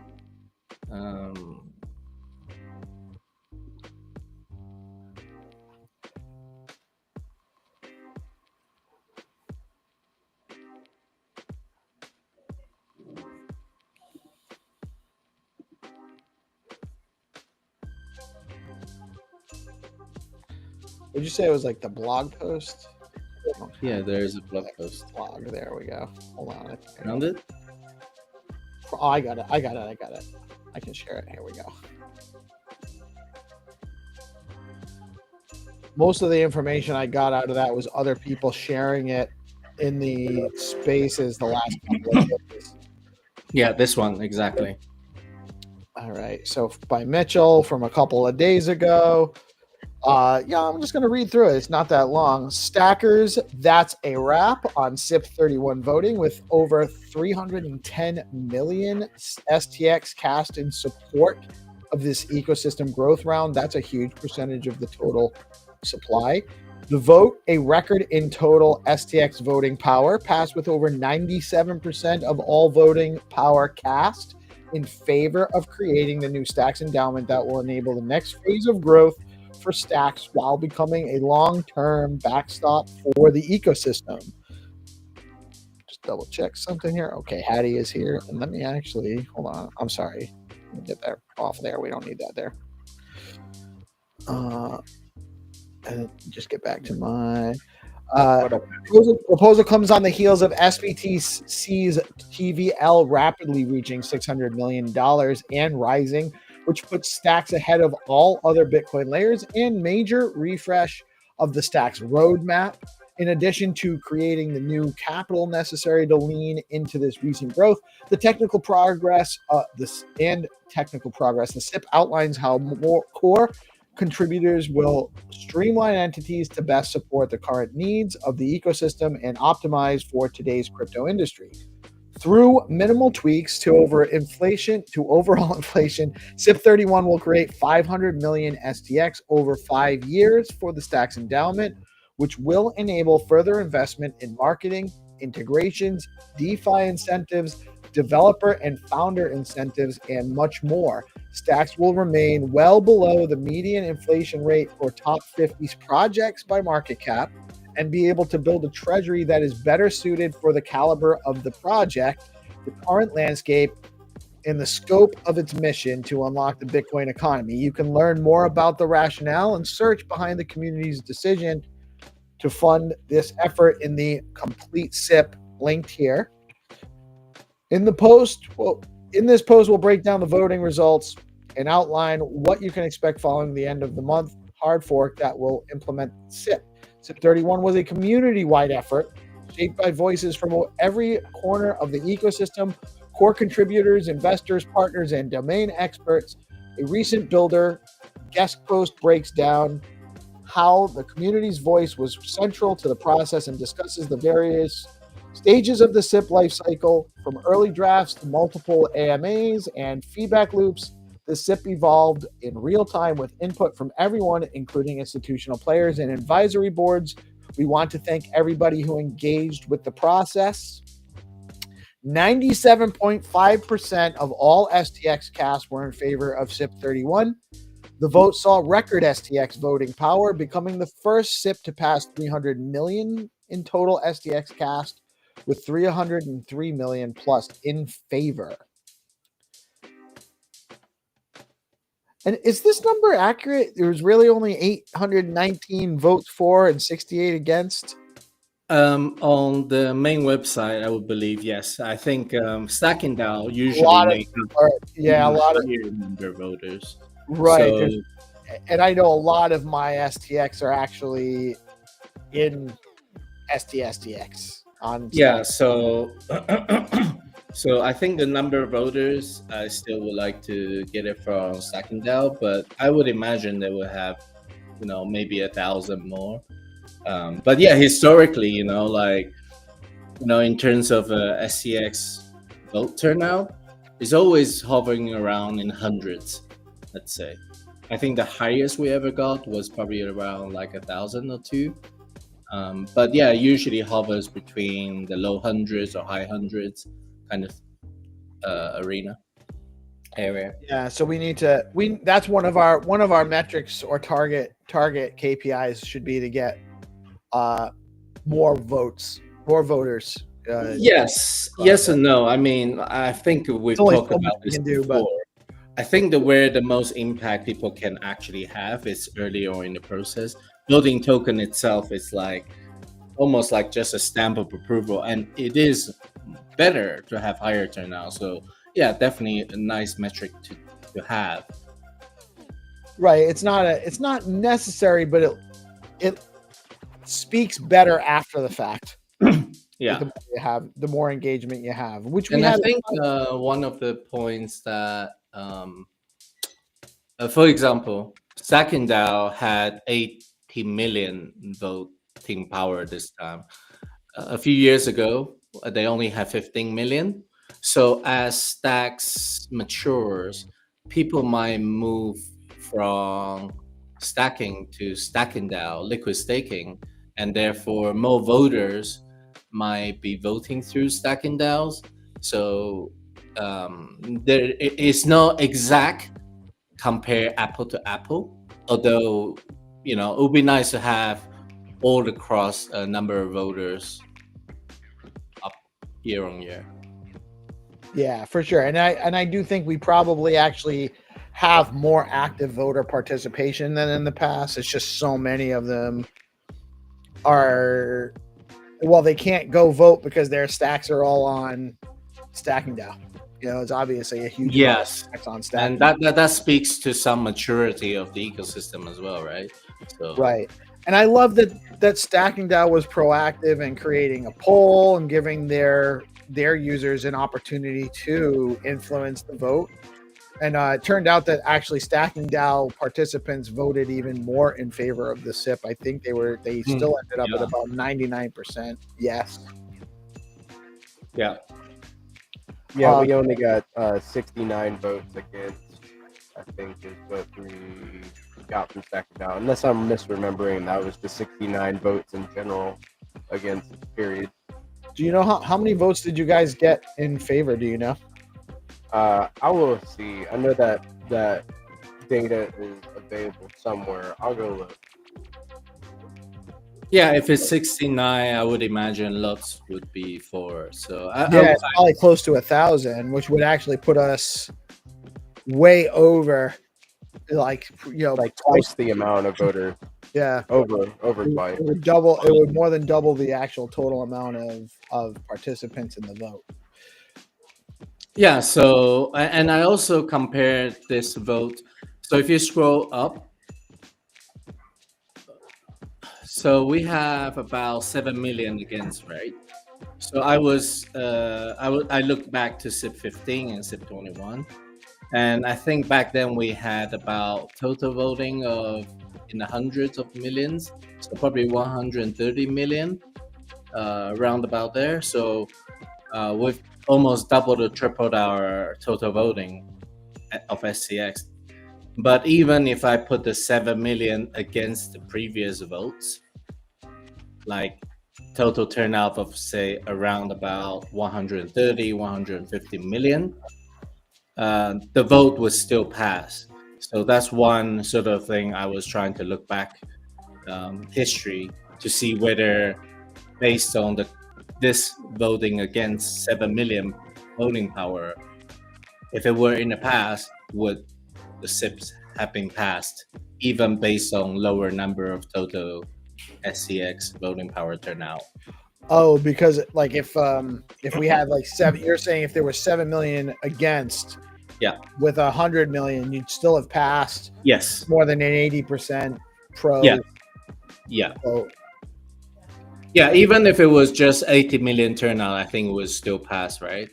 It's like less than 10% against. So I think no matter which way you look at it, it's like an overwhelming pass.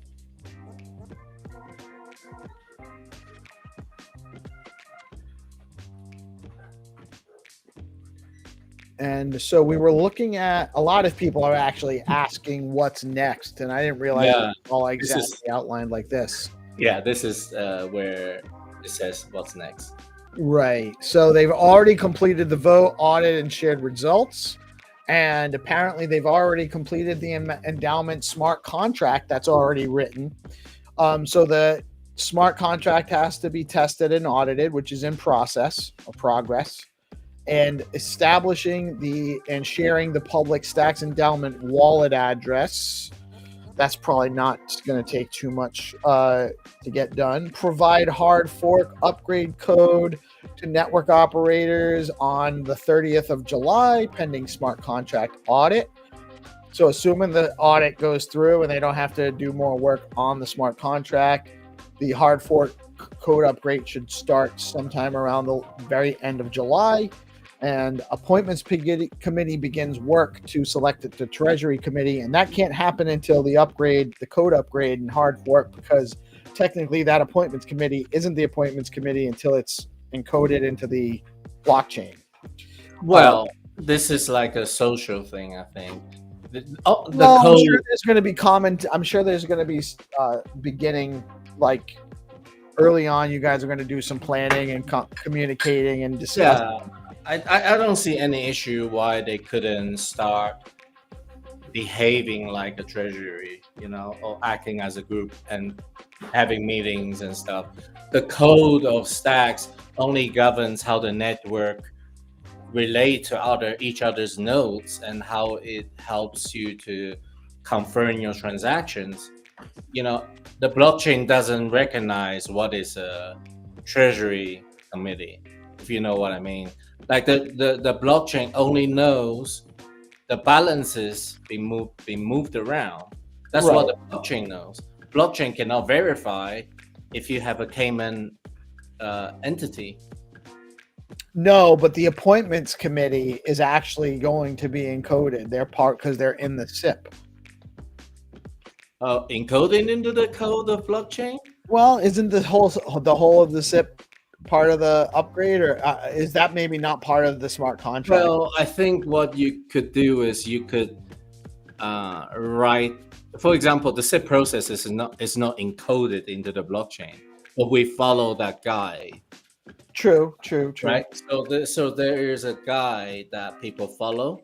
So what you can do is, I think the code governs the software side. So the code is more about the adjustment in emissions and all of that stuff. Yeah, and That's actually funding the endowment, and then so that's what actually has to be. That's where the fork comes in. yeah, like the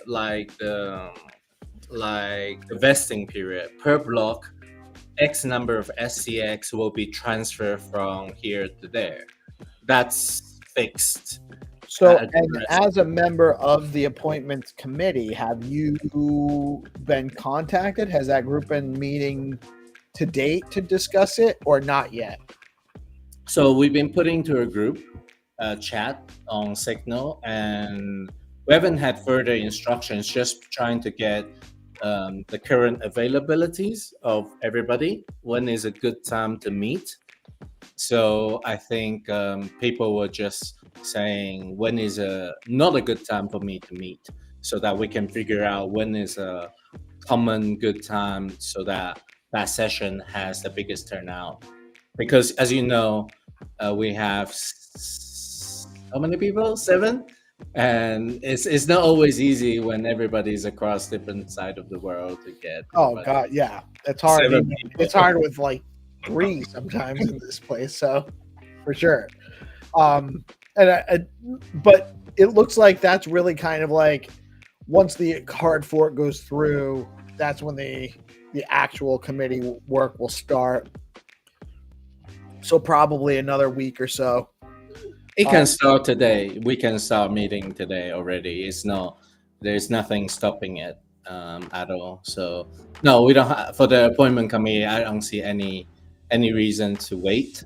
But the rest other stuff, for example, you cannot distribute the grants unless that hard fork has happened. Right. So yeah. So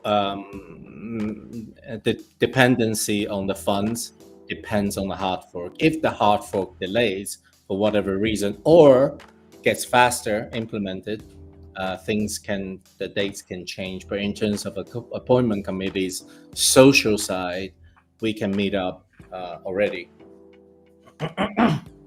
All right. So, and then after that, the next step 2, again, this is all assume like this stuff actually probably has to wait until the smart contract gets adopted and the hard fork happens. Like, well, maybe it does, maybe it doesn't. The legal entity formation is targeted for August, September. And that's the endowment, the operational entity, and whatever else they're building to structure that part of it. The remaining Treasury Committee seats filled by the appointment committee, that's targeted for August, September. Builder and community workshops on work streams like grant programs, so DeFi incentives, retroactive programs, D grants, etc. Dual stacking and SBTC yield production, strategic sessions, upcoming SIPPs, stacking simplification, Larry's Bitcoin address SIPP, working group refreshes at the Stack Foundation. I'm not sure what exactly does that mean. Are they going to be kind of reforming the working groups a little bit? I actually don't know about that point as well, because I think Mitchell guides the working group to have a common format, a little bit like the BNS standard, BNS V2. So I think he is probably just updating the guideline for working group, which is related to what we are trying to do as well, because we want to start forming a working group, and I think we need to maybe speak to Mitchell as well and speak to Jason. So, and actually we talked a little bit offline yesterday. He was on Melanie's show yesterday. Oh, right. And producing that, and he did mention kind of establishing criteria for participation in the cabs and stuff, just as a way to kind of make it a little bit more structured, and I think part of that, we only touched briefly on it, but I think part of the goal is making sure that the people that are getting into these positions are in it with some commitment level, so that because it's easy to right now it's kind of easy to fall in and fall out of these things because it's almost too loosely defined. So I think that's part of what the goal is there. Initial one-off grants from the endowment for areas of clear/high need. I'd love to know a little bit more about what they're targeting for that stuff. Key positions opened and recruiting begun. CEO and CMO at operational entities, CIO at Stacks Endowment, etc. Establish a web presence for Stacks Endowments. So that's all August, September. That's a lot, actually, for the next couple of months. And then fall 2025, launch of new grant opportunities at the Stacks Endowment. So you're looking at these probably sometime September, October, late September, early October. Ramp up hiring at operational entity and ramp up of DeFi deployments. Hiring dependent H2 2025, launch of new Stacks marketing campaigns, launch of new programs supporting app level growth and security, launch of new programs supporting builder fundraising, TGEs, and company growth. So there's a lot happening. There's really, I didn't realize this was all this. These items apply to the endowment and operational entity. The Stacks roadmap remains the go-to resource for product growth and technical goals. And that's I think it's stacksroadmap.com, right? I think that's the website for the Stacks roadmap. So I got it right here. It's stacksroadmap.com. So there's this is not all of the roadmap for Stacks. This is just the endowment part is what he wants to be clear here. Grant programs, we read through all of this already. Fall 2025, grant opportunities, hard fork details. As per the SIPP, the hard fork is expected at Bitcoin block 907740, currently projected to arrive on Tuesday, July 29th. So that's a little bit ahead of the July 30th timeline that they're looking at. Network operators will be provided with the upgrade resources on the usual channels. If you have an idea, request, or area you want to see prioritized at the Stacks Foundation, we want to be your concierge as the ecosystem expands and adjusts to the new resources and structure. Here are a few ways you can get started now. Create a forum post outlining something you'd like to see. This could be anything from a feature request to a fun idea. That's at forum.stacks.org. Plus, you can weigh in on these two upcoming SIPs, the Stacking Improvements by Frieger and the Bitcoin addresses for Stacks by Larry. Those are both forum posts as well. And they're also in the GitHub if you're more interested in engaging that way. But the forum is a great place to get engagement with more broad subset of the community being able to participate. And you can send possible partners to stacks.org/partnerships. And that's really interesting because I've actually talked to a couple of people from different ecosystems that might be interested in talking about people. I usually just put them in touch with Adam and or Rena, but this is probably a great way to kind of focus that with a little less reliance on catching the right DMs at the right times. So that's great to know that they have that stacks.org/partnerships. Join tomorrow's, it's already a little bit late, the town hall event on, was that Wednesday afternoon? That was huge. That's already happened. Yep, that was great. Very bullish, lots of great participation, and so many speakers talking about so many great projects developing on Stacks. And get started on your project with code for STX or Stacks Ascent, where grants and rewards are distributed every month. And you can also keep up in real time with Stacks Snacks. Every week, I think they come out with more updates from that. So that is the blog post and the update for SIP 31 and what the timeline looks like for those events. What else did we want to touch on today? Did we want to go over real quick, briefly, just what Larry's SIP and Friedger's SIPs are? Does it make sense to kind of touch base on those since they seem to be the ones that are most? I've got a few agenda. Oh, okay, that's fine then. Whatever your agenda is what we will do, sir. No, I just I this document you can put your agenda too. So it's not just my. I don't have. I was just making. You know how I do. I just. Anyways, I shared whatever we have on the agenda. Did a quick share screen. Yeah. All right. Here you are. And do it on the side or whatever. It's easier to follow. Okay. So you read through the result. That's great. Just to keep everybody informed, there's a retrospective form that's being sent out to the cabs. I was thinking if we should send it to the authors as well, like Alex Mill, sorry, no Haddy, I can't remember who, Larry, yeah. Yeah, I was thinking if we should do the same for the cab, for the non-cabs people, like the author side. I think so. 100% Huh? agree. 100% agree. Let's do it. I'll make a phone then. Just gonna do it here. Make a phone for SIP authors feedback.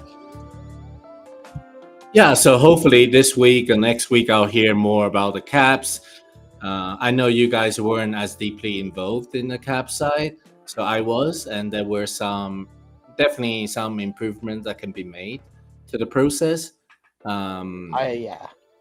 Yeah, so I'll get that hashed out, and then I'll share the result with you guys and see whether we can improve the process via creating SIP, updating SIP 000. Yeah, and that was actually I know WoolBuddy had actually suggested doing that too. Oh yeah, that's true. Yeah, so hopefully your group will give really good feedback, and we can make some improvement. I think, for example, Orlando wasn't active. How do we deal with that situation? So that's one thing we need to perhaps hash out as well. Right.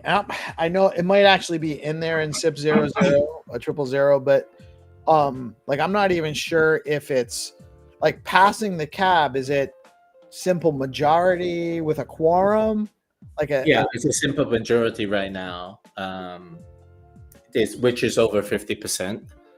Right, over 50%. So you have to have over 50% participating. Yeah, have to have over 50% voting yes. Yes, that's the current. If it's not explicit enough, we can adjust the wording accordingly. But yeah, I think more importantly, and I'll provide this feedback on the form as well. But I do think that we need to get the SIP to the cabs a little bit earlier, and then the cabs need to have I think the cabs need to have a specific timeline where they need to act and respond within a certain amount of time from receiving the update too. I think that needs to be identified because I think it's unclear. I think currently just like ASAP, but right, because we only basically had 1 week or 2 weeks, and if we had set time, which we try to establish every time, but every time the pressure of needing to review is a little bit high sometimes. So we just cave in and say, let's just do it ASAP in the next few days, vote within the next few days if you could, blah, blah, blah.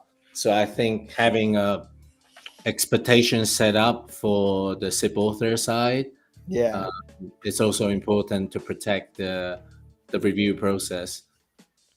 Right. Well, and that's the SIP authors need to know when they're going to get that feedback back. Yeah. I mean, sometimes it takes longer to review. Sometimes it takes shorter. But there's probably an average we can suggest. Right. And if there's an extenuating circumstance why that, I mean, it still has to happen.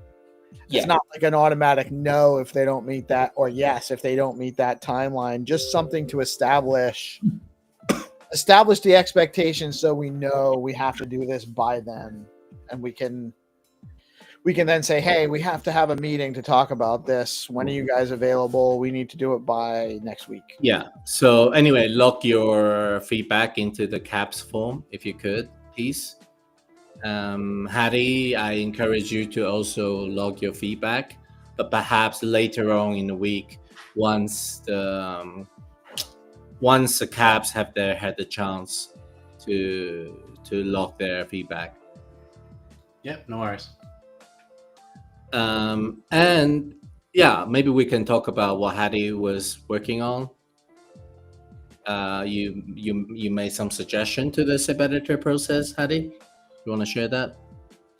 Yeah, no, it wasn't. It's something that we've spoken about a few times. So it was just submitting the document as the first step. So it's kind of what is an editor?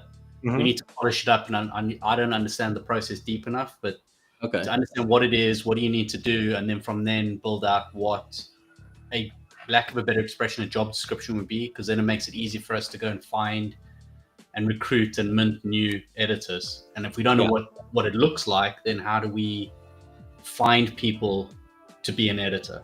So it's about just building out that process, and then obviously we need to build out wider processes. And I think this is a good foreground that we build out then. What does a deputy look like? What does a leader look like? What does a CAB member look like?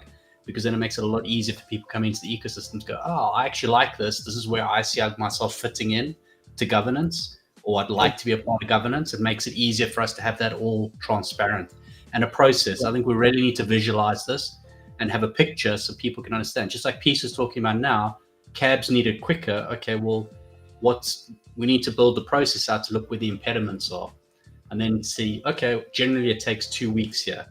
So then we know, okay, well, from editor stage, you know that you've got 2 weeks that cabs are going to look at it, for instance sake.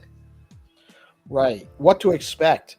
What to expect when you're proposing a SIP, who's going to work on it with you, how is it going to be communicated to the ecosystem, what are the general timelines. This is all stuff that we have been talking about this for a while, but it's really important that we really identify these things for all the reasons you mentioned. It makes it easier for new people that are coming into the ecosystem to understand what the process is, and it makes us actually look more organized as an ecosystem. Like that, we're actually, I think we'll get more SIPs out of it, more engagement, and more, having that process identified a little bit more structured. With its structure, we know where it's breaking. That's the point. At the moment, we don't know where it's breaking. People are telling us, but we don't actually know until we map it. Then we can actually follow that process each time, and we can say, okay, this is where it breaks. How can we fix this? And then put it to make sure that we create a well-oiled machine. And again, the process it's about getting a SIP, people's ideas through the system, and actually to delivering it at the end. How can we make that the most efficient and easy process for everyone involved in it? Right. Well, and there's also a thing, I guess part of it is we're looking at it as too, sometimes a SIP can be proposed and it doesn't need to get adopted. And so some of the process will be just identifying why we might not want to do something that's being proposed, or how to change it, and where. That's the thing. For example, if we do the SIP editing process for every SIP, it might not need that, because some conversations are just too early. Some ideas doesn't have any tractions. Right. So why would you want to spend time on something that the community doesn't want? Right. So I think that there's for example, like the Larry SIP or Frigger SIP, you could argue Larry SIP earlier on, it was a good idea, but we weren't sure. Like, we all felt good about it, right? But at what point do we know, okay, let's make it a focus, let's put resources such as SIP editors around it. Right. How do you know when that point is? And if an idea similar to Larry, but probably less good, how do we know when not to put resources around that SIP to coordinate, to amplify, to have, for the lack of a better word, spelling, grammar, editing process put towards it, so that when it reaches the cabs, it's all tidied up and clean to review. Right. So I think there's a certain level of engagement that has to happen in the forums and or whatever other channels we identify as the places where that early process weighs out whether it is actually something that needs to move forward or not. Yeah, and the challenge is, how do we put a number against that engagement to say, okay, this qualifies or that doesn't qualify? Is it like you need to get 100 likes for this idea? Is it that you need to get 2 upstanding members of the community to vouch for it? Or what is that? It's currently a little bit vague. Maybe there should be a subcommittee or something where it goes to a smaller group to identify where it moves on to that next phase. I mean, we are that group right now. Right. Maybe we just but maybe that's actually part of the mechanism. Yeah, that's our mechanism. And we're doing a pretty decent job to get a feel about what's good, right? But it would theoretically become more challenging if we had 100, and then we need to decide, okay, we only have resources to support 5. How do we decide from the 100? But we haven't come across that problem yet. So currently we are doing a pretty fine job handling it, I would say. Yeah, I think so. I think so. And that is kind of the process, though. It's really like right now it's really the 3 of us getting together in DMs and you guys putting together some really great documents to kind of what are the SIPs that are proposed, what are the details of them, talking to the SIP authors and identifying where we are in this process. I think it's just a matter of actually putting it into an outline that this is. And for example, we managed to get Xverse into the same room as Larry, right? I think, remember that call? And Xverse was able to express, yeah, they are keen and supportive if it comes, and that's like a good indication of right. This SIP is worth putting the operation side of people on. So I guess part of it maybe is before it goes to cabs, there has to be a setup of some kind of dialogue between interested parties in the ecosystem for what's being proposed.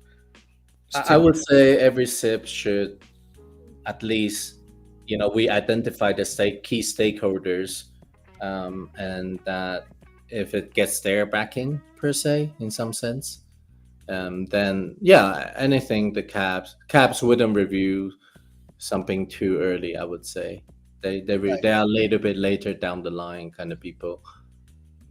Right. Well, I mean, because it is, it's like herding cats a little bit, just trying to get everyone on the same on a call at the same time, and or even engaged in the async channel. Sometimes you can't get it.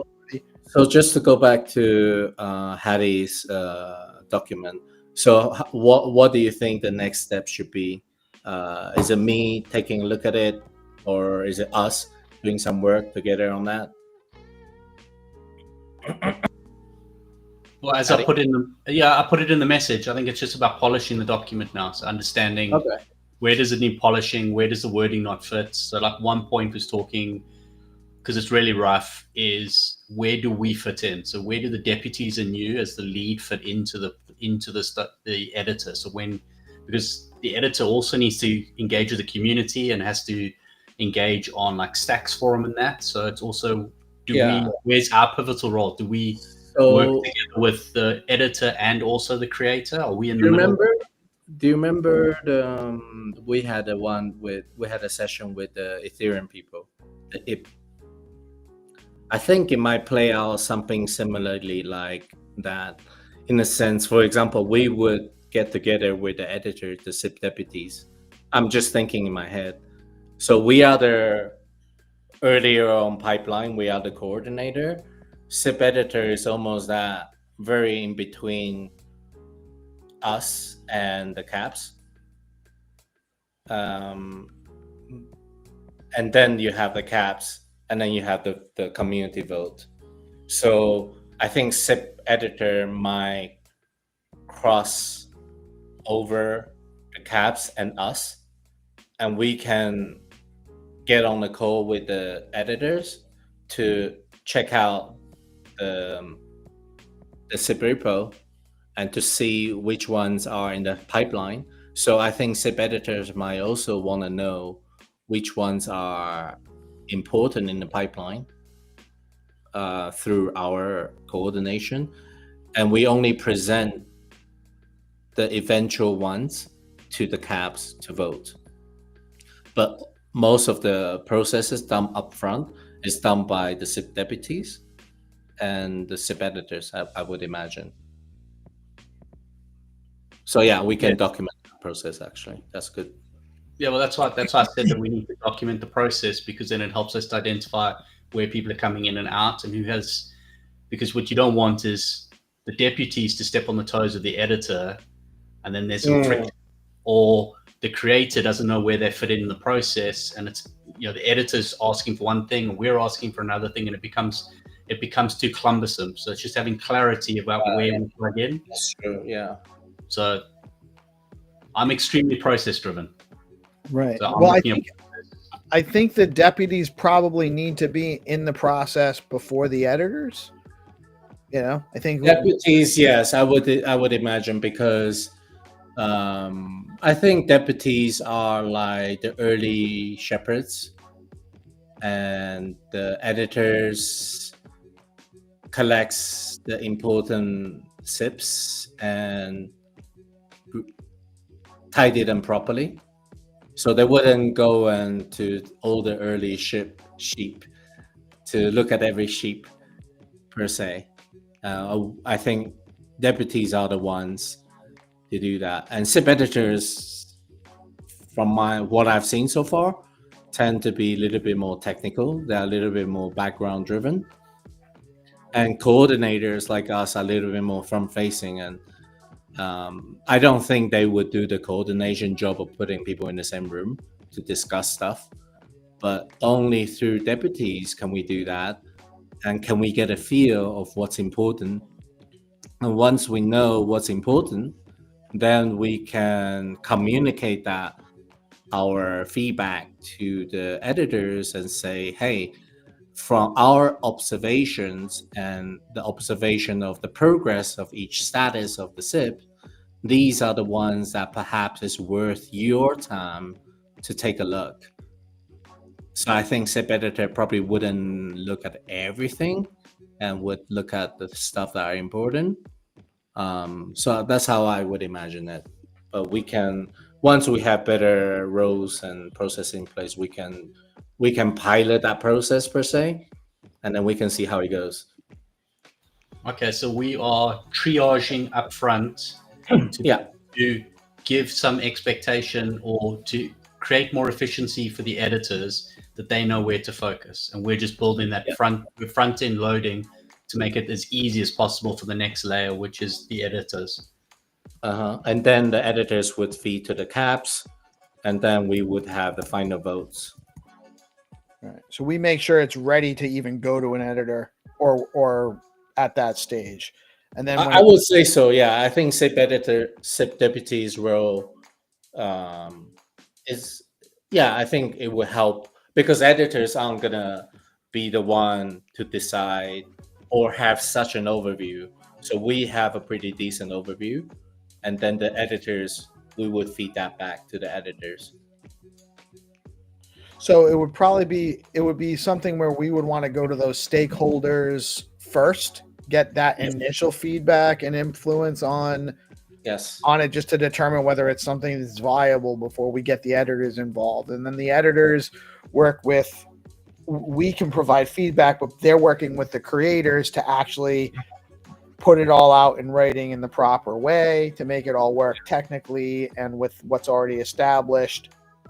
And in that process, we then take, there's this kind of like back and forth loop where they're updating it, we're getting the information, we're bringing it out to the community and the stakeholders, compiling feedback as best we can, and then bringing that back so that once we have that kind of process gone through, the editors are good, we've gotten some initial community feedback, it is something that's going to be likely going to a vote, then it goes to the cabs for approval, and they have a certain amount of time to weigh in on it before it goes to a community vote. Mm-hmm. And then it goes to a community vote, and then again we step in, and it's our job to actually get a lot of community engagement and awareness and education on what's going on so that they're making educated votes on what's going on. Yeah, I would say, yeah.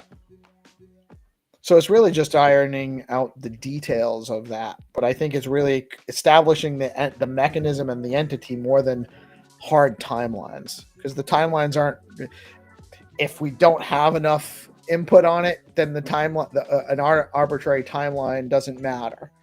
And if we do the work ahead of time where we know it's actually, this is ready, when it goes to the cabs can actually be a little bit more confident that that what they're reviewing is a final version, or a proposed final version.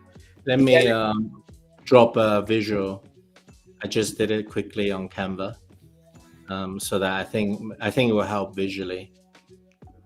Blah blah blah.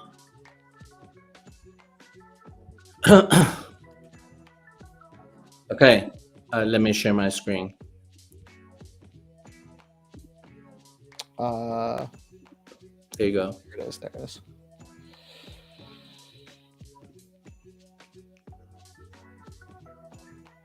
So it goes to SIPP deputies, it's like a funnel, and then we go to SIPP editors and the cabs, and then the community votes. It's like just to simplify everything. Right. But I just think the only thing is that the SIPP editors, the SIPP deputies actually are not just at the top of the funnel. They're kind of, they're where they are like all the way involved. Yeah. Right. I mean, if we break it into like more rows, we could, but actually it should actually even start with the creator. The SIPP creator should be on the top of that. Yes. The SIPP creator, the SIPP deputy. Yeah. And maybe even to editors, back to SIPP deputies, then to the cabs, back to SIPP deputies, and then community vote. Yeah. I mean, we don't need to add like that sort of in between, I guess. I think naturally we'll bounce back and forth. But let's say the big pieces. All right. So the action for me is to check, to take a look at the form.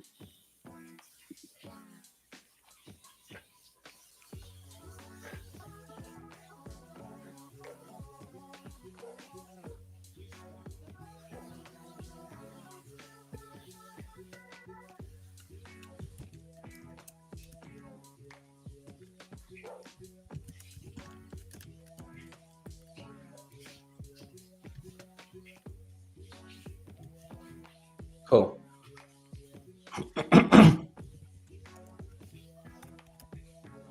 Cool. Anything else?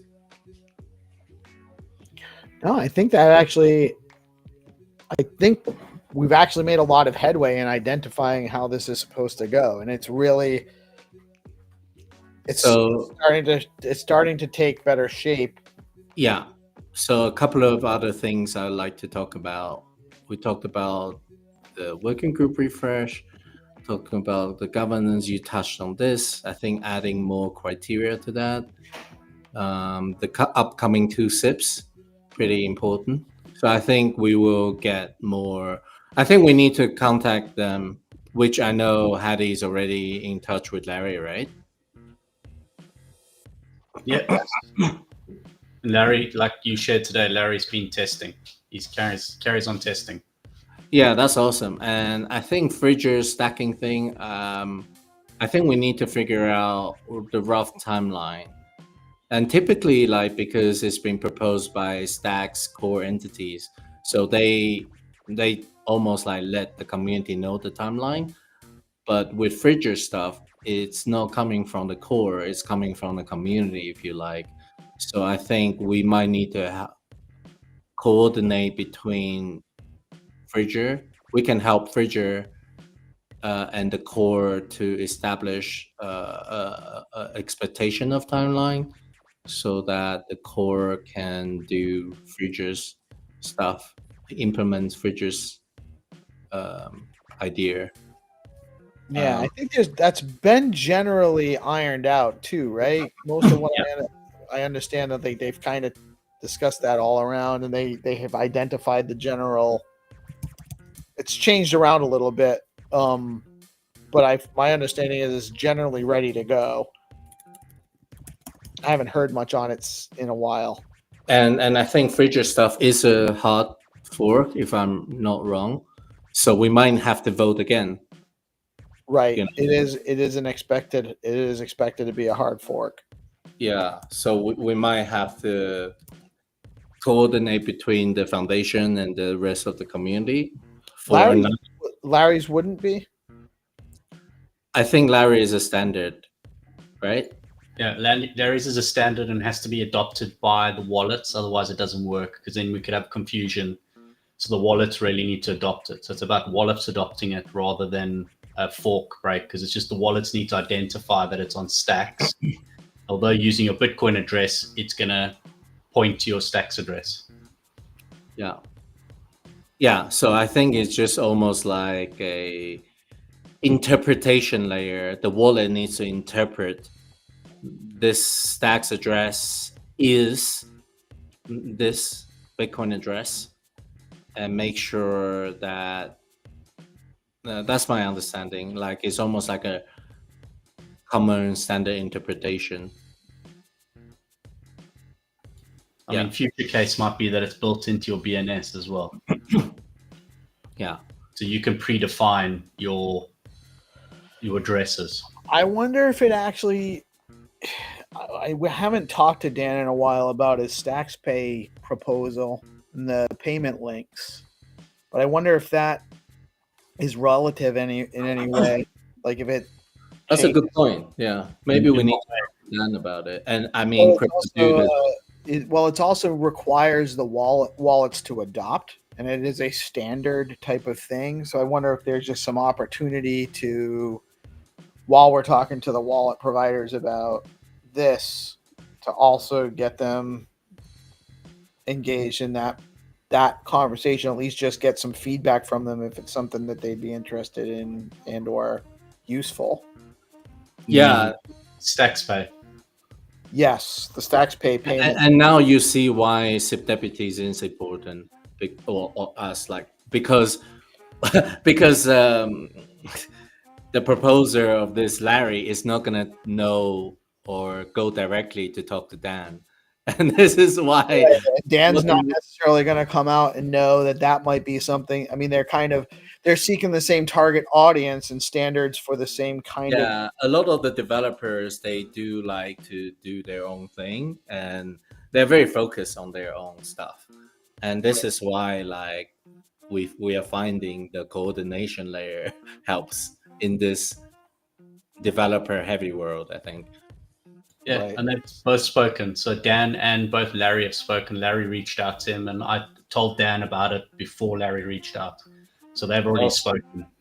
That's awesome. I think this Friday, Crypto Dude, because I asked Crypto Dude, I heard about your cool stuff on DeOrganized Media. Thanks to DeOrganized Media. He's got a Stacks Pay that's sale.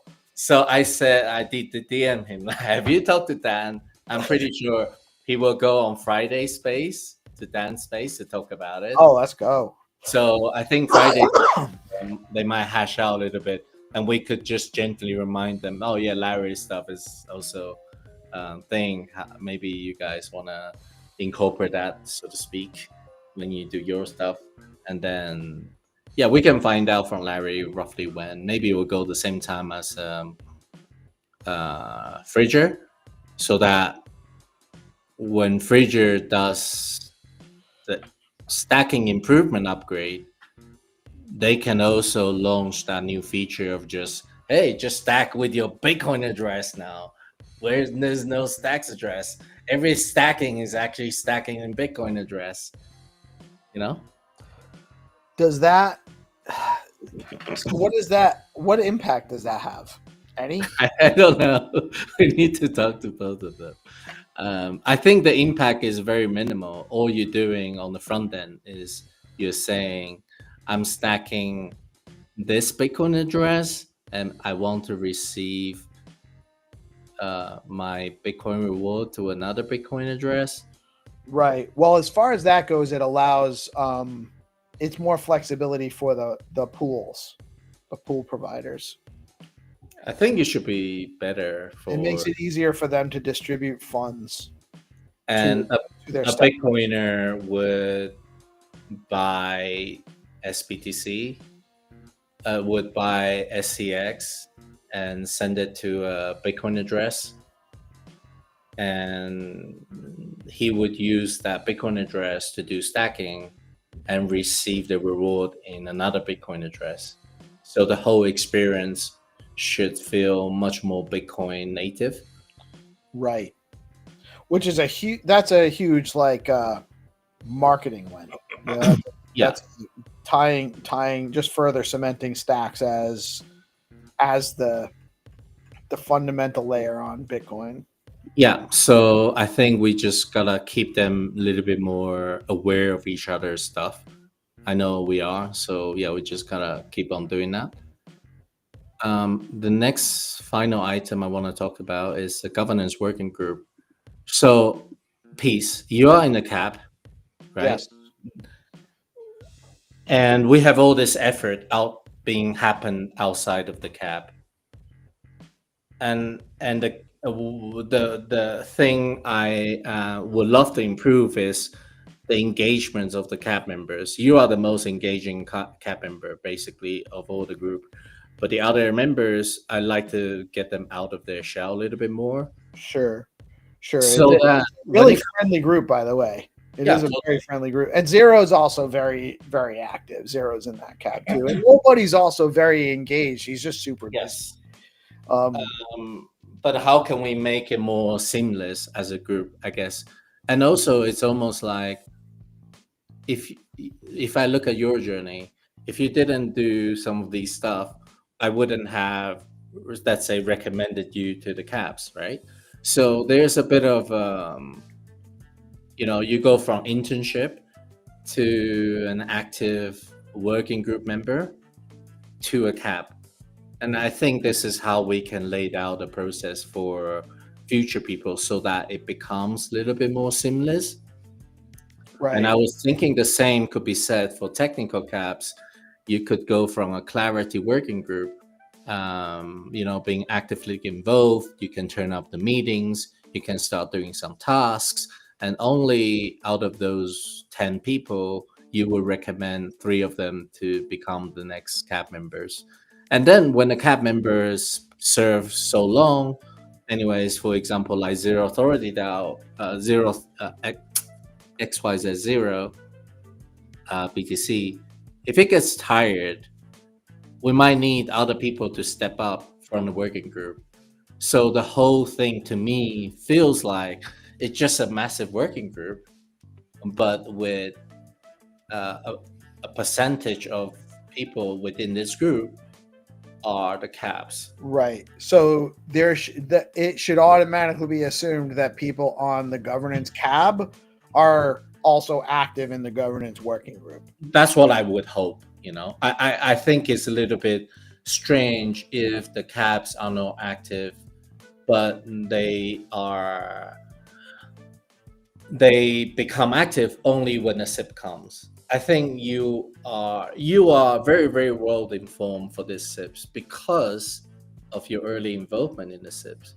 If you weren't as involved in the SIP, when it comes to the CAP review. When I dump you a SIPP document, it's really hard for you to get the context. Right. No, you're absolutely right. And it does have to. So I was already very involved in the SIP 31 discussions ahead of time.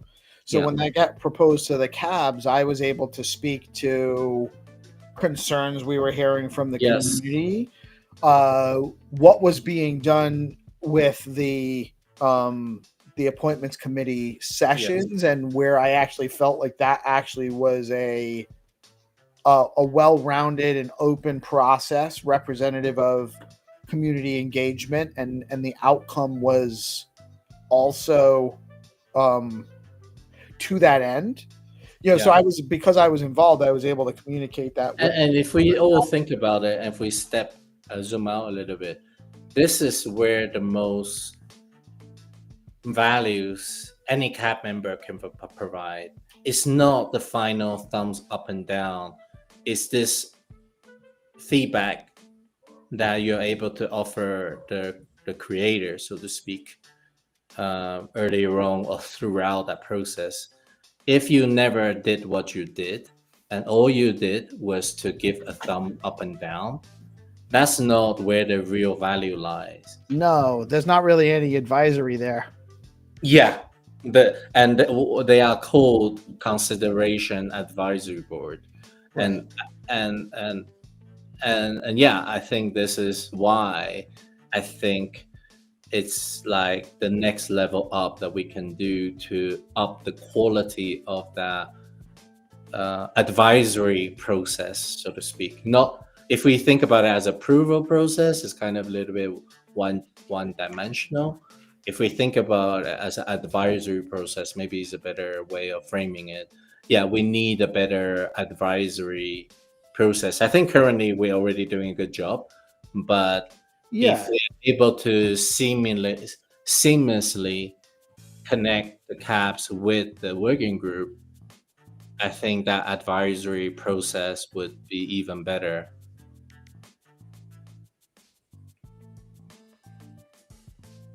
Hey, I feel like I lost you guys. No, I agree. I totally agree with what you're saying. Haddy? Yeah, I'm still running it through. I think it will speed up the process if the cabs are more involved at the front end, because it means that but it will also give us a lot more indication, because that could be part of the matrix, the decision matrix we have, is the cabs will be able to say if this is a priority or not. So some of the people from the cabs will be able to give a nod, like go, no go as well, which means we save time up front by having input from them if they are involved up front. I also think maybe open cab meetings might be a good idea to into it. So like have once a month or once a week, have different members from cabs. Open cab meeting. That's a pretty good idea. Yeah, because that will allow them to get into the process of having a conversation in a format like this, which means I think it's more easier long term. Open working group meeting. Okay. Yes, that's what I was going to say. It's not a cab. The cabs should be involved. The cab members should be involved in an open working group meeting, but it should be a working group meeting so that all the people in the working group have an opportunity. That's where it's open, and they can actually get to know the cab members. They can kind of get a little bit more exposure to that process a little bit through those meetings. And I guess like if we had like a cab representative a month, let's say a monthly cab working group meeting, we can have a SIP editor represent.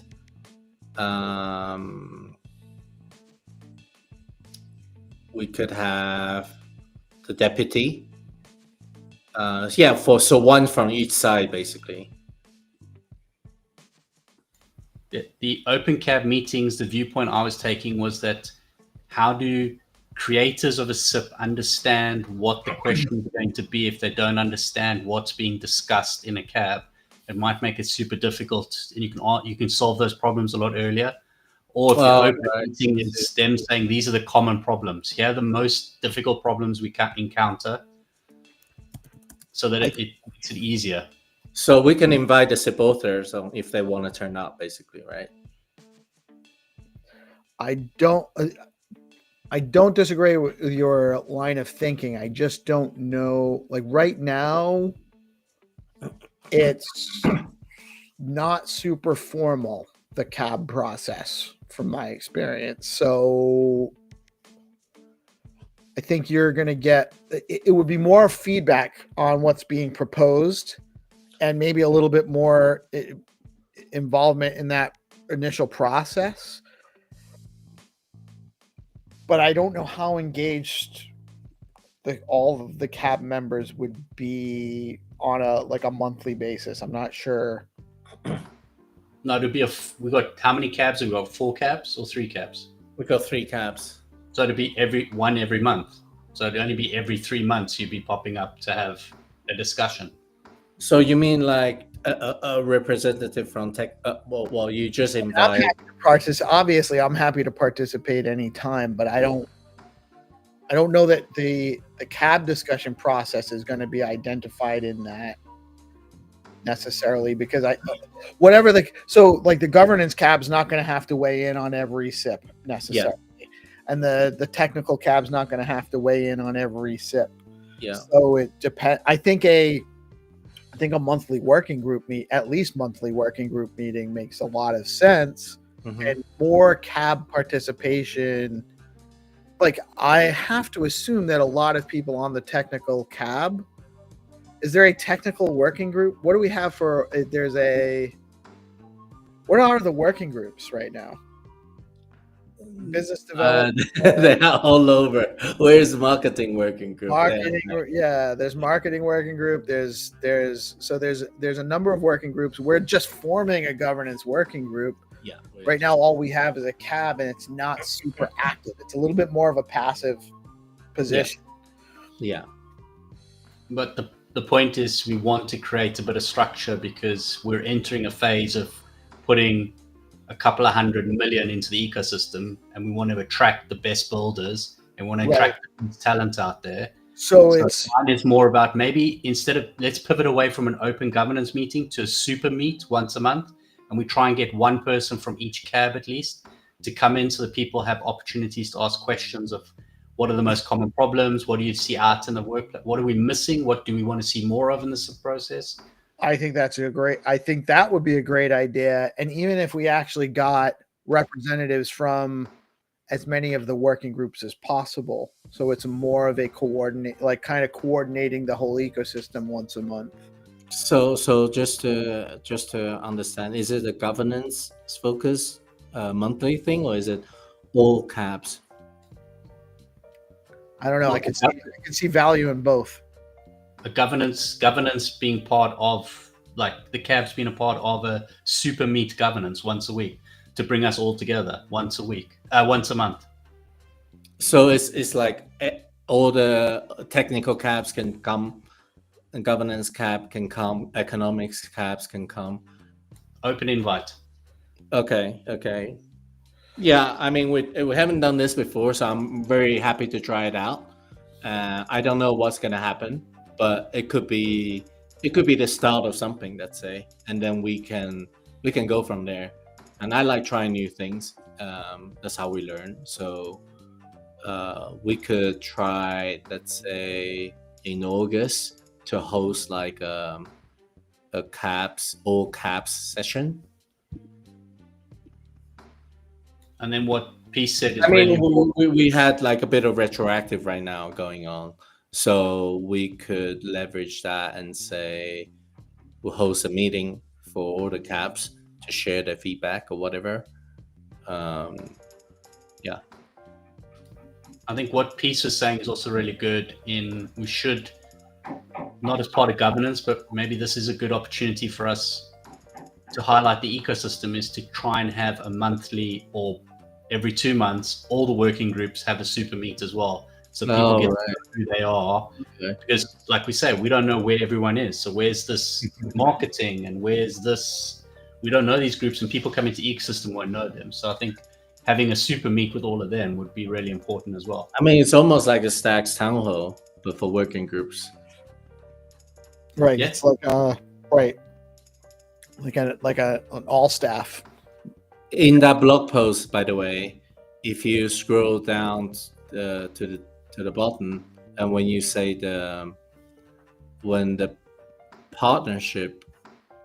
when you click on that partnership link, the first thing is Stacks BD working group link, and it takes you to GitHub. And Rena is the apparent working group lead, maybe. Yeah. And yeah, that's where they live, apparently. And I don't know where they operate on a daily basis, but the entry point to BD working group is through that link, which is a GitHub link, basically. So, which is super difficult for most people coming into the ecosystem. If you and that's why I was advocating for putting on zero authority DAO, guys. Let's put a working group on zero authority DAO so everybody can discover the working groups.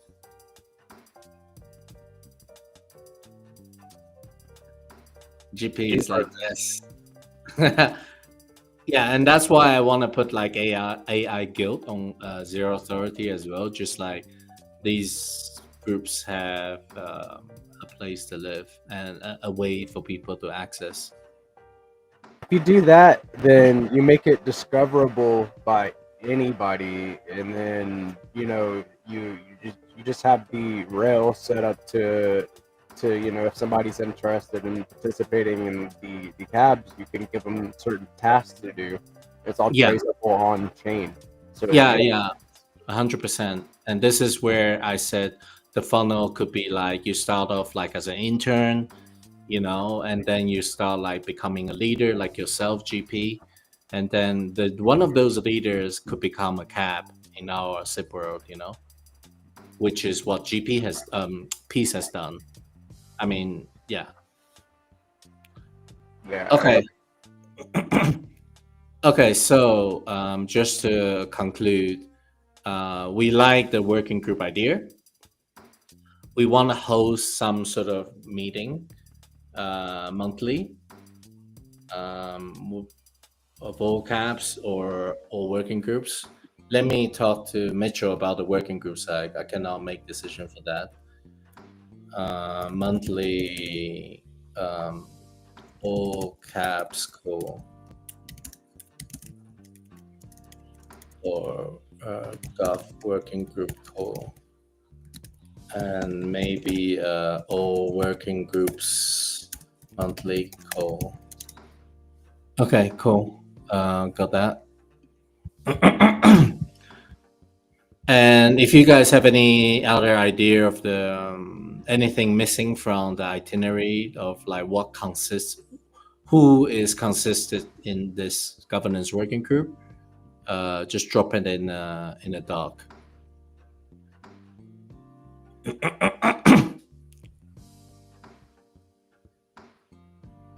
Okay, and the final item is fund budgets. Do you guys have any suggestion on how we should go about the process of allocating governance funding? I think it will be handled within the working group so that everything is in one place. Honestly, I guess it really depends on what's needed. The needs of the different what we're doing would define what the budget's going to be allocated to, which we will figure out through the working group. I think by talking, like you will become the most experts in Stacks ecosystem to know where we need to allocate funding, right? Through this working group, right? Do we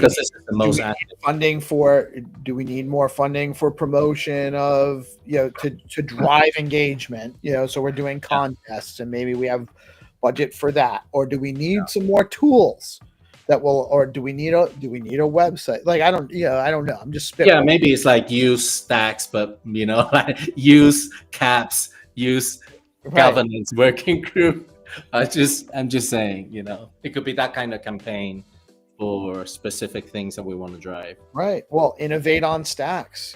Part of SIPP is innovation, right? So it doesn't all just have to be the actual SIP process. It can also be some spotlighting of indie devs. The Use Stacks campaign could actually be something that governance is supporting too. Mm-hmm.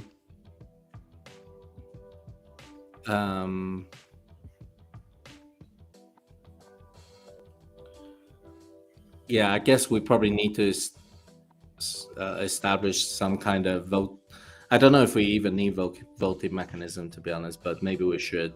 But I was thinking like using zero authority DAO to put the proposal, so every proposal is out there and visible. If we allocate 1,000 SCX for something, it's on zero authority DAO, and it's being publicly viewed, and there will be some sort of ways to okay that budget publicly. You're looking for voting? Yes and no. I mean, maybe it has to be a vote. Maybe it doesn't. Polling, maybe more than voting. Like just a barometer, a heat. What can zero authority DAO do right now? Is there any proposal mechanism?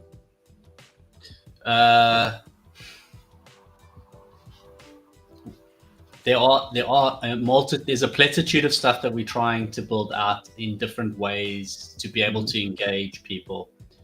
So I can't say everything. Doesn't STX City have a voting mechanism of some sort? What? STX City doesn't it have a voting mechanism of some sort? That I don't know. I'm not sure, but it really just be like we could even just use what's the one with the polling? The block survey. Block survey. You could even just put block survey on zero authority now. You could put a block survey and put it up. Okay. You could actually put it across multiples too. Like we could actually have a bunch of strategic partners that host the same poll, drive people to it from different communities and stuff like that. That might be the way to go. That way you can put it on across to all of the audiences.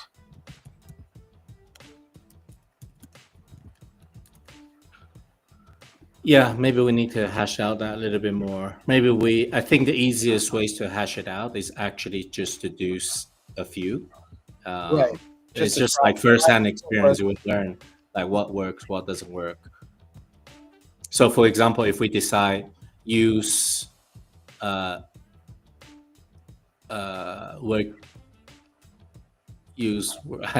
bad. I don't know what example, but use maybe a campaign for driving people to discover our working group community on Zero Authority DAO, just as a first icebreaker. And yeah, maybe we can do that, say 100. Is there a way to put communities on Zero Authority DAO? Yeah, it's under like a tab that you cannot use. Oh, it's not active yet. We have it. It's just only for certain people at the moment. Can I be one of those people?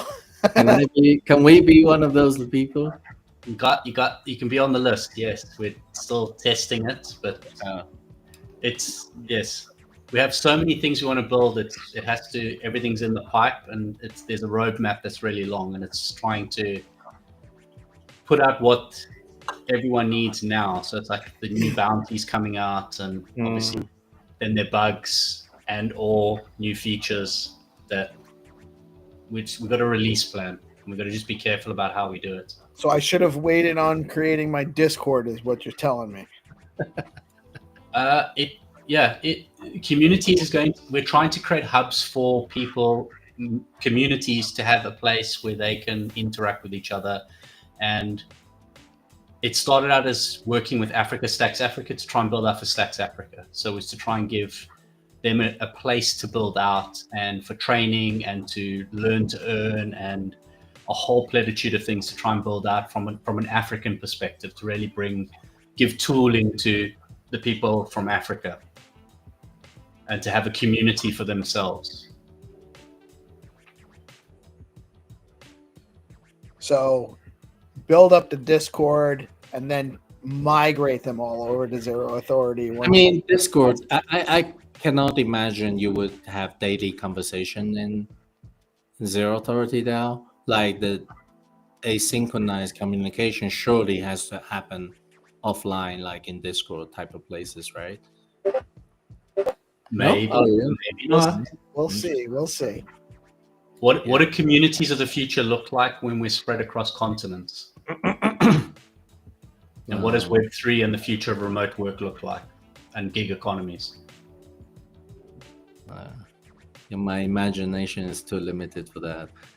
No way. I'm just putting it out there so that you can digest that for a moment and ponder on it. But yes, what does it look like? So, okay. Anyway, so for governance working group, do you think, what are the chances of us hosting a governance working group community in August, for example? I will need to speak to the team, as always, to see. It depends on what's on the next cycle.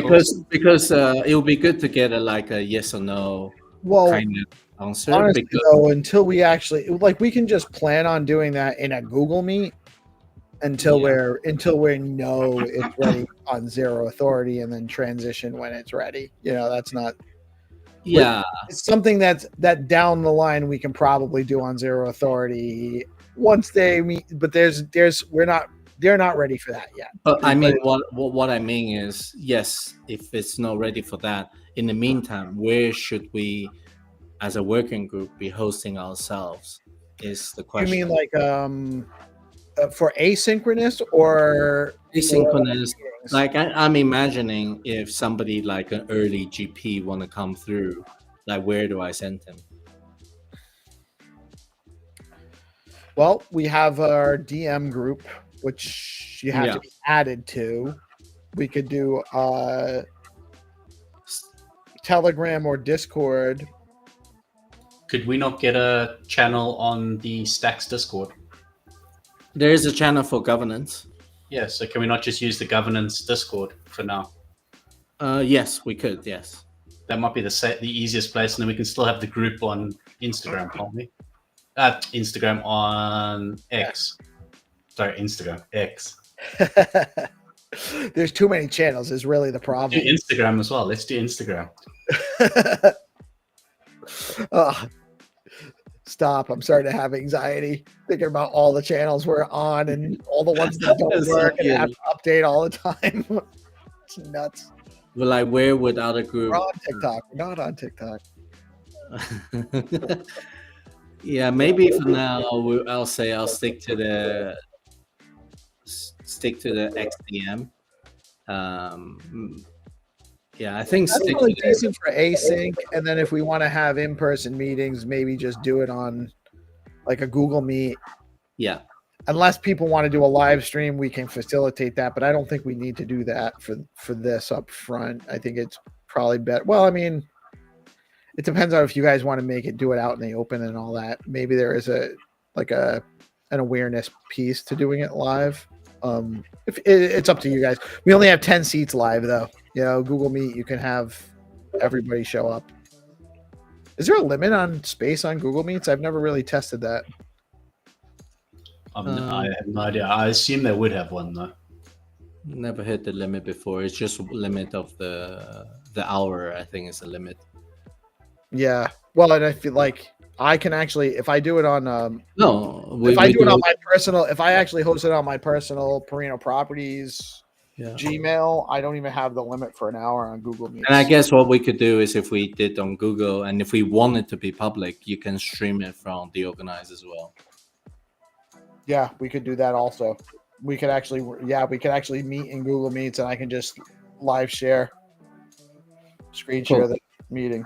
Yeah, so guys, I think we are up to, I mean, we're already over, but yeah, I'll take a look some of the action items and get some of them knocked out this and next week, and then we can reconvene again next week. Yeah, any other big thing that we want to achieve for next week? I won't be here next week. GP is going Okay. to be running the morning show. You guys are absolutely. I know Haddy can actually handle running the show. If GP doesn't, I don't want to obligate him to stay for the whole time if he's got other stuff going on.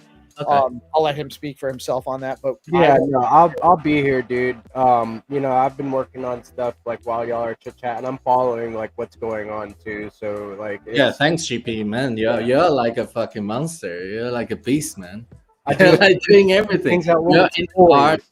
You're in the art, and you are in all the memes. You're in the Stacks Africa space. he's the James Brown of Stacks. Man, I cannot believe like you exceeded my expectation by 50-fold. Thank you, dude. I appreciate that. But yeah, like, of course I'll be here for this. Like, And I this like, is what I mean. Like when I always knew when we did the D grant, some of the best people are gonna come out of people not getting funded, and you are like a prime example. And I think we must, you know, I said again, like we must like do retroactive funding for people like this, so that other people can feel there is a pathway for, if you become the best in stacks through your own effort, we really should cultivate these individuals. You're incentivizing the future ones by Yes, doing that. 100%. This is what I want to do. I Right. want, I can see it. Like the retroactive makes sense. yeah, maybe even like let you handle. I'm just throwing like around. Actually, Caddy, maybe that's the last question to you. Yeah, so maybe like even let you handle, because you are so good at it.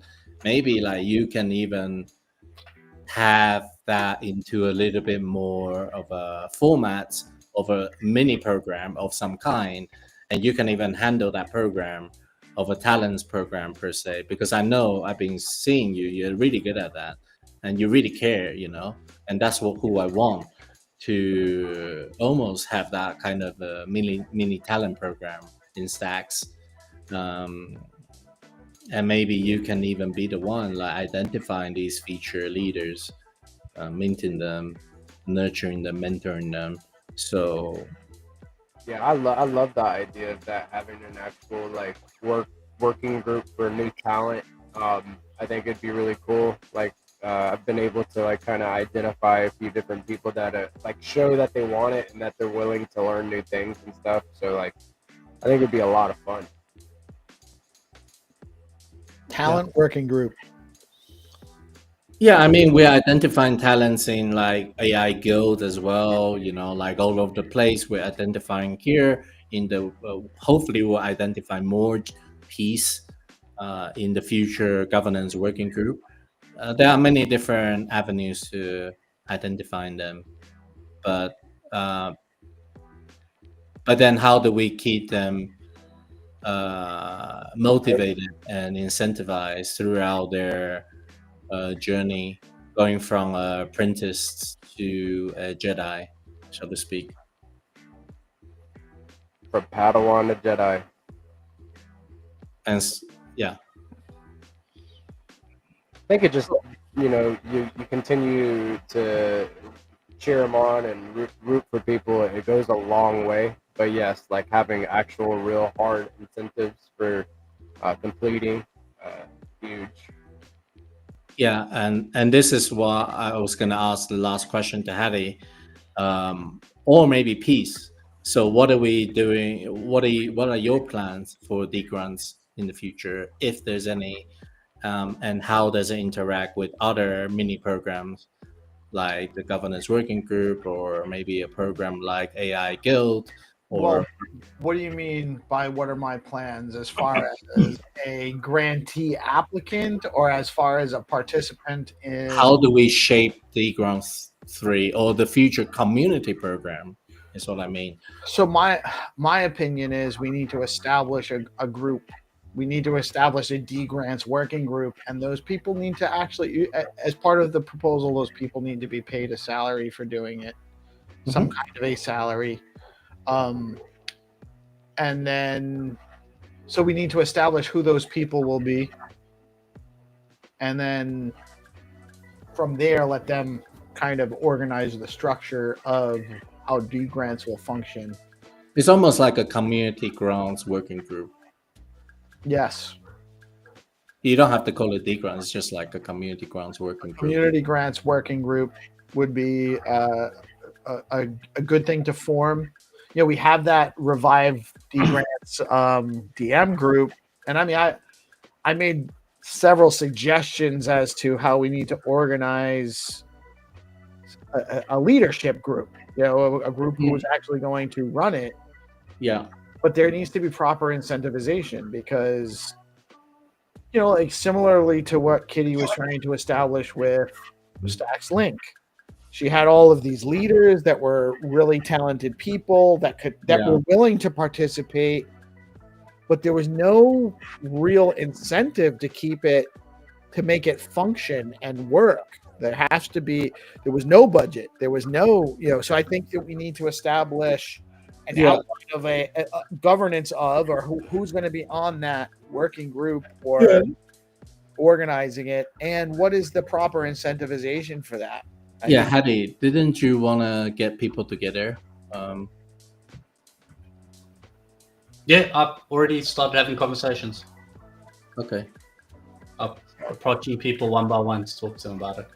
So everything Peace said is right. Problem is we're at that stage where we have to put something together, but there will be no set incentives until it gets to Treasury. But I mean, we gotta like map it out first, right?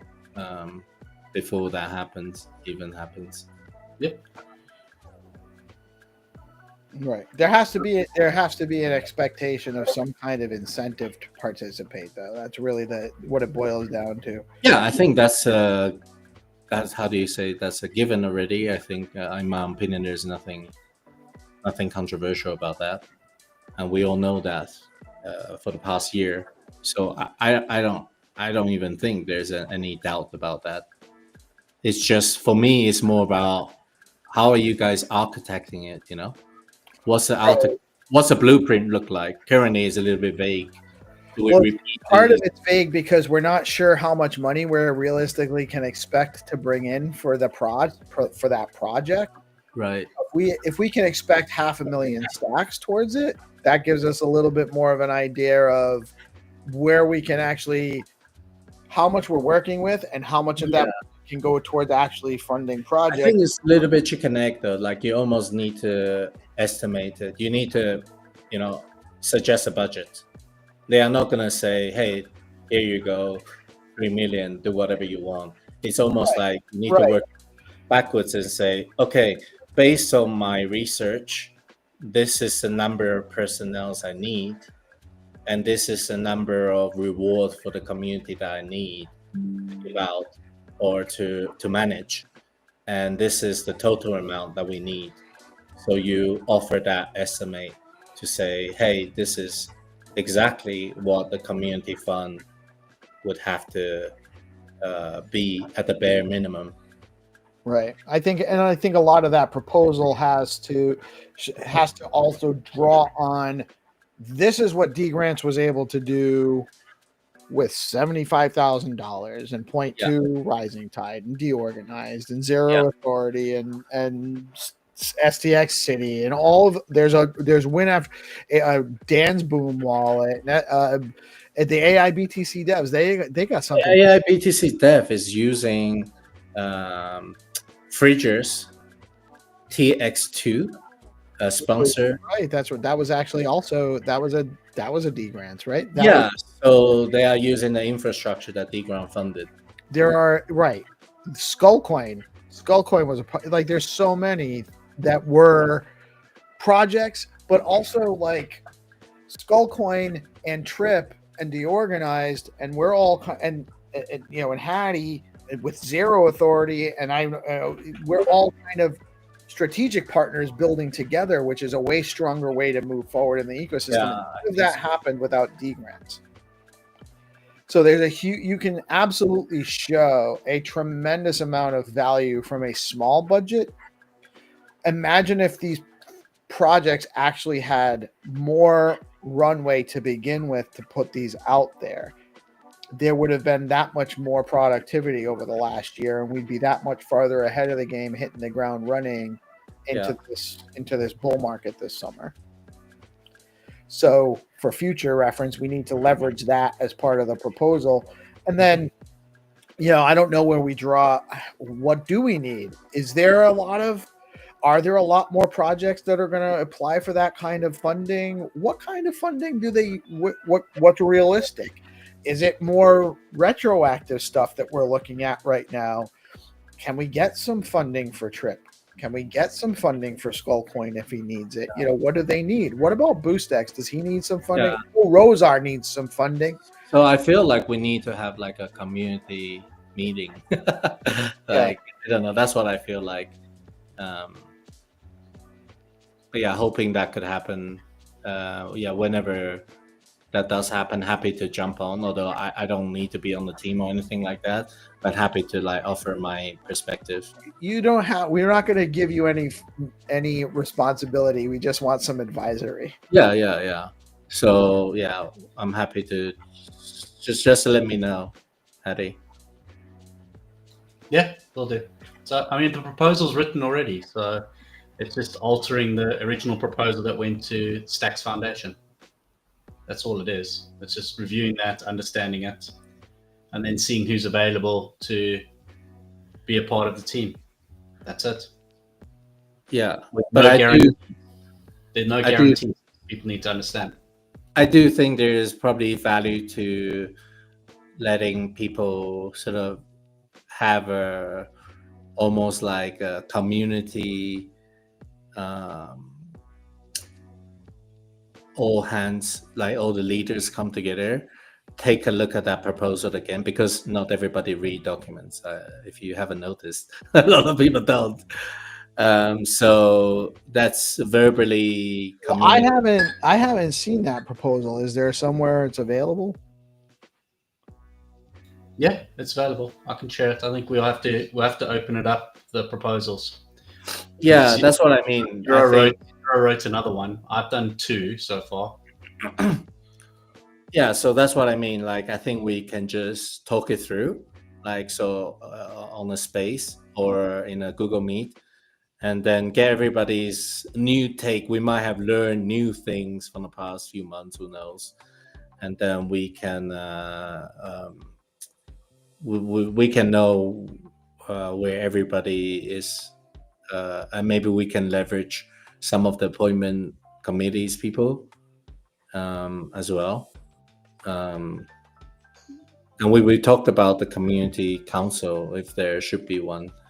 So yeah, I think still some things to hash it out from what I'm seeing, basically. Right. Well, and so like I would see the community council as also being, so the people that would be running D grants, the D grant stewards, or whatever they're being called, would actually be also members of a community council. I would imagine, like, that would be the same people.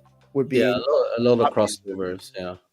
So, I think that but it also, like, we were talking about a community node, but we're not sure. Did we ever actually get a clarification as to whether we can do that with stacking and or request that kind of funding from the endowment, as far as like a delegation to a stacking pool and just allowing us to have the yield off of it, and or is that allowed with because endowment is not going to be doing stacking. Yeah. So you have to be somewhere else. But yeah, I would say no, basically, because endowment is not stacking. But if we want to unlock endowment stacking, we can put through a SIPP, and then that can happen. But it needs to go through the process. Right. So we'd have to get... Because what we don't want is the whole endowment stacking. because if the whole 500 million go into stacking, everybody not only get diluted through SCX, people will get diluted through the BTC yield as well. So minimizing any additional dilution is also important.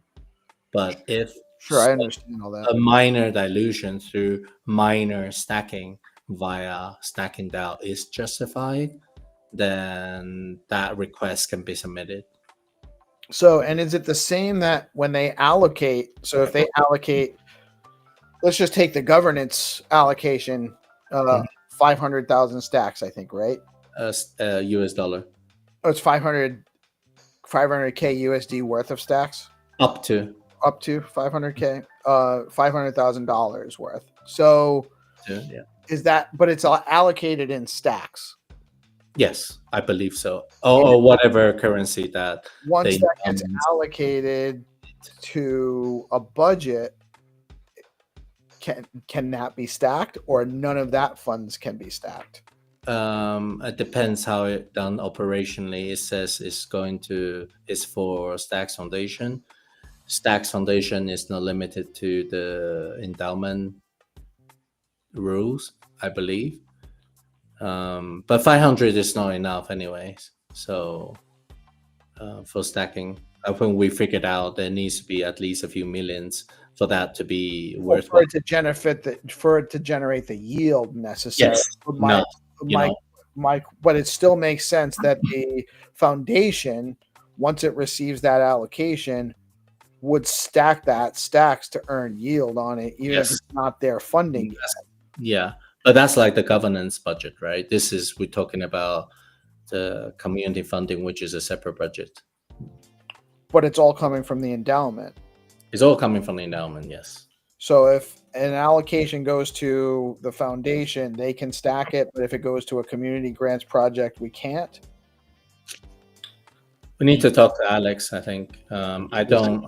Maybe if you have it from endowment to operation entity, and operation entity department, let's say, is the grants department or community funding department, maybe that can stack through operation entity, thinking about it, because the restriction is that it cannot be stacked via endowment. Right. So they wouldn't be able to loan it to us directly from the Treasury Committee, from the endowment. Yeah, I don't think so. But there could be something where they give an allocation to the foundation, and the foundation could potentially.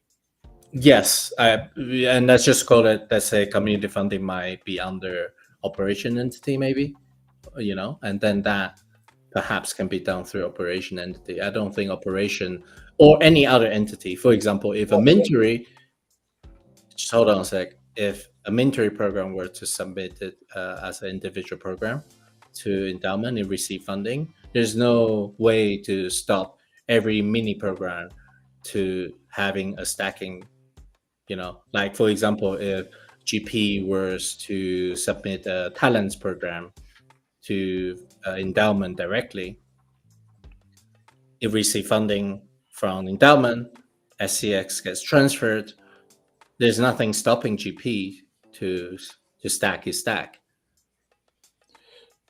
Okay, so it would actually have to be. So to establish a community node, we wouldn't be able to actually have the funds loaned to us. We would actually have to ask for what we're asking for, and just identify in the proposal that the intention is to do this. Yes. Create, for the goal of forever grant funding. Yeah. Anyways, so my point is less on the details, more about getting people together at this point to get some common social consensus among the leadership of the community, so that we can move forward something in preparation for August, September. We don't have to go super intense, but at least everybody has acknowledged that this is a good idea and they're willing or don't have time to participate. Then everybody know ahead of time, and then whenever that funding is unlocked, we can straight away submit a good idea involving some of the maybe Treasury Committee early as well into this process, so that they know what's coming onto the table to be reviewed. It's a little bit like the caps. You might not want to leave the caps out until the last minute. You might want to get the caps involved a little bit earlier in the review process. Peace. Right. I get you. No, and then, like, we've been talking about this since before the SIP passed. We've been, and Haddy has a proposal from 8 months ago now, 9 months ago. When Degrant 2 was finished, we were thinking about Degrant 3. Already there were some early ideas, right, from Haddy or other people. So when Haddy made his proposal, we didn't know that there was going to be an endowment. So this that's true. Yeah. So it's a lot more feasible that there's going to be a real budget. Before we were hoping for double the 75K maybe. Or something. Now we have some more legitimate the opportunity to actually make a legitimate proposal with the proper incentivization to give people that are. Well, I'm not trying to convince you guys. I'm really just saying it out loud because I don't think it can be stressed enough. The amount of work that Hero, Haddy, Kitty, a lot of people put into D grants for the love of the game, for the love of the ecosystem, and it was great. But there was a lot of burnout and frustration because there was an expectation that this was proving the work. That there would be funding down the line afterwards, and it was initially kind of not responded to in the proper way, in my opinion. And if this endowment hadn't come along, we probably wouldn't even be chasing this anymore. We would have let it go because there wasn't proper incentivization. So it's very important that this gets that. The people that are making the decision on this proposal understand why that's necessary. Like, it's not. And I think 100%, right? And it's just before, as you heard from Mitchell, like all the budget went to somewhere else. So, what can we do? What can I do? And now we have the new, hopefully, endowment in place. I don't have any doubt that the operators of this program, let's say the grants committee, will have to be paid. There's no chance in the world, in my view, like we're gonna have the grants committee doing unpaid work again. Well, and I can only assume where that budget went, but I will promise you this: I'm not assuming the people that are running the programs that budget went to are on the payroll. They're not volunteers. So that's what needs to be, that again, it's just even some of the feedback from the community. I mean, are you saying this because you still worry that they might not be rewarded?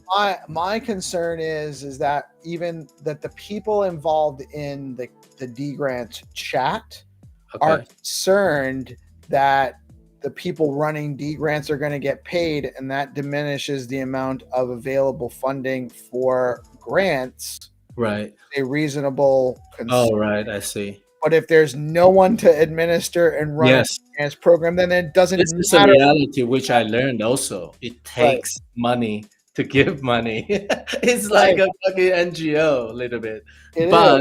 It is what it is. Way better than 90%, 80 or 90%. But the good thing is this NGO actually bring value, right? And this is why I wanted to do stacking so that no money is wasted from the pot. We are not depleting the pot of the original fund. We are only leveraging the yield so that no creator on the grantees recipient side is getting diluted per se, for lack of a better word. Although I'll say this, and this is the best idea I could currently come up with. If you're getting 5% 5% yield on your STX, which if the value of STX goes up and the value of Bitcoin keeps going up, the interest rate on stacks is going to go back down. You guys remember when it was at like 4, 5, 6%. It's not always going to stay at 10. Yeah. Right. So that's not that you can't say I'm going to get 2 million stacks and I'm going to get 10% every year or whatever it is, so you got to be realistic on the return on that anyway. But if we spent that 2 million stacks, instead of having 5% of that for a budget annually, if I have 2 million stacks to spend, I'm going to generate way more development right now that actually could have a much broader impact downline.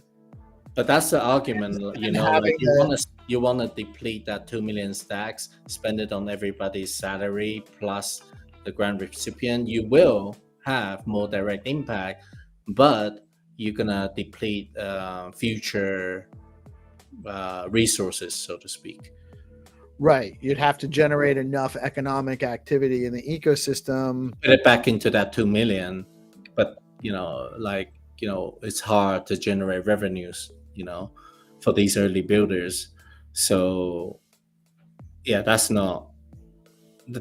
why I proposed the stacking, so that the grantees side apart are not being eaten up by the necessity of the grant operators costs. Right. Well, I mean, it shouldn't be that the operations takes more than if you think about it, like if there are 5 people and there's say 20,000 each, there's like 100,000 already, right? And if you only have 100,000 to give, that's like 50% going to the cost of the operation and 50% going out. So if you double that, 200,000 to give out to the grantees, 100 to operate, it's still 30%. So how can we bring that ratio down as low 30% as 30% would actually be an amazing job, by the way. I think it should be lower. It should be like 5% or something, but that's just, I don't have any only if they give us way more money to distribute, Hero, because to be honest with you, $20,000 a year, it depends on how often is this grants program going to run. Exactly. And this is why you need to put some maths down. Is this something that I have to spend hours every day doing? Exactly. And this is what I'm saying. You like, I'm not saying because I'm not speccing it out like point by point. Honestly, Hero, $20,000, I'm out. I'm out. I can't. This is exactly why I said you gotta put the numbers down. Right.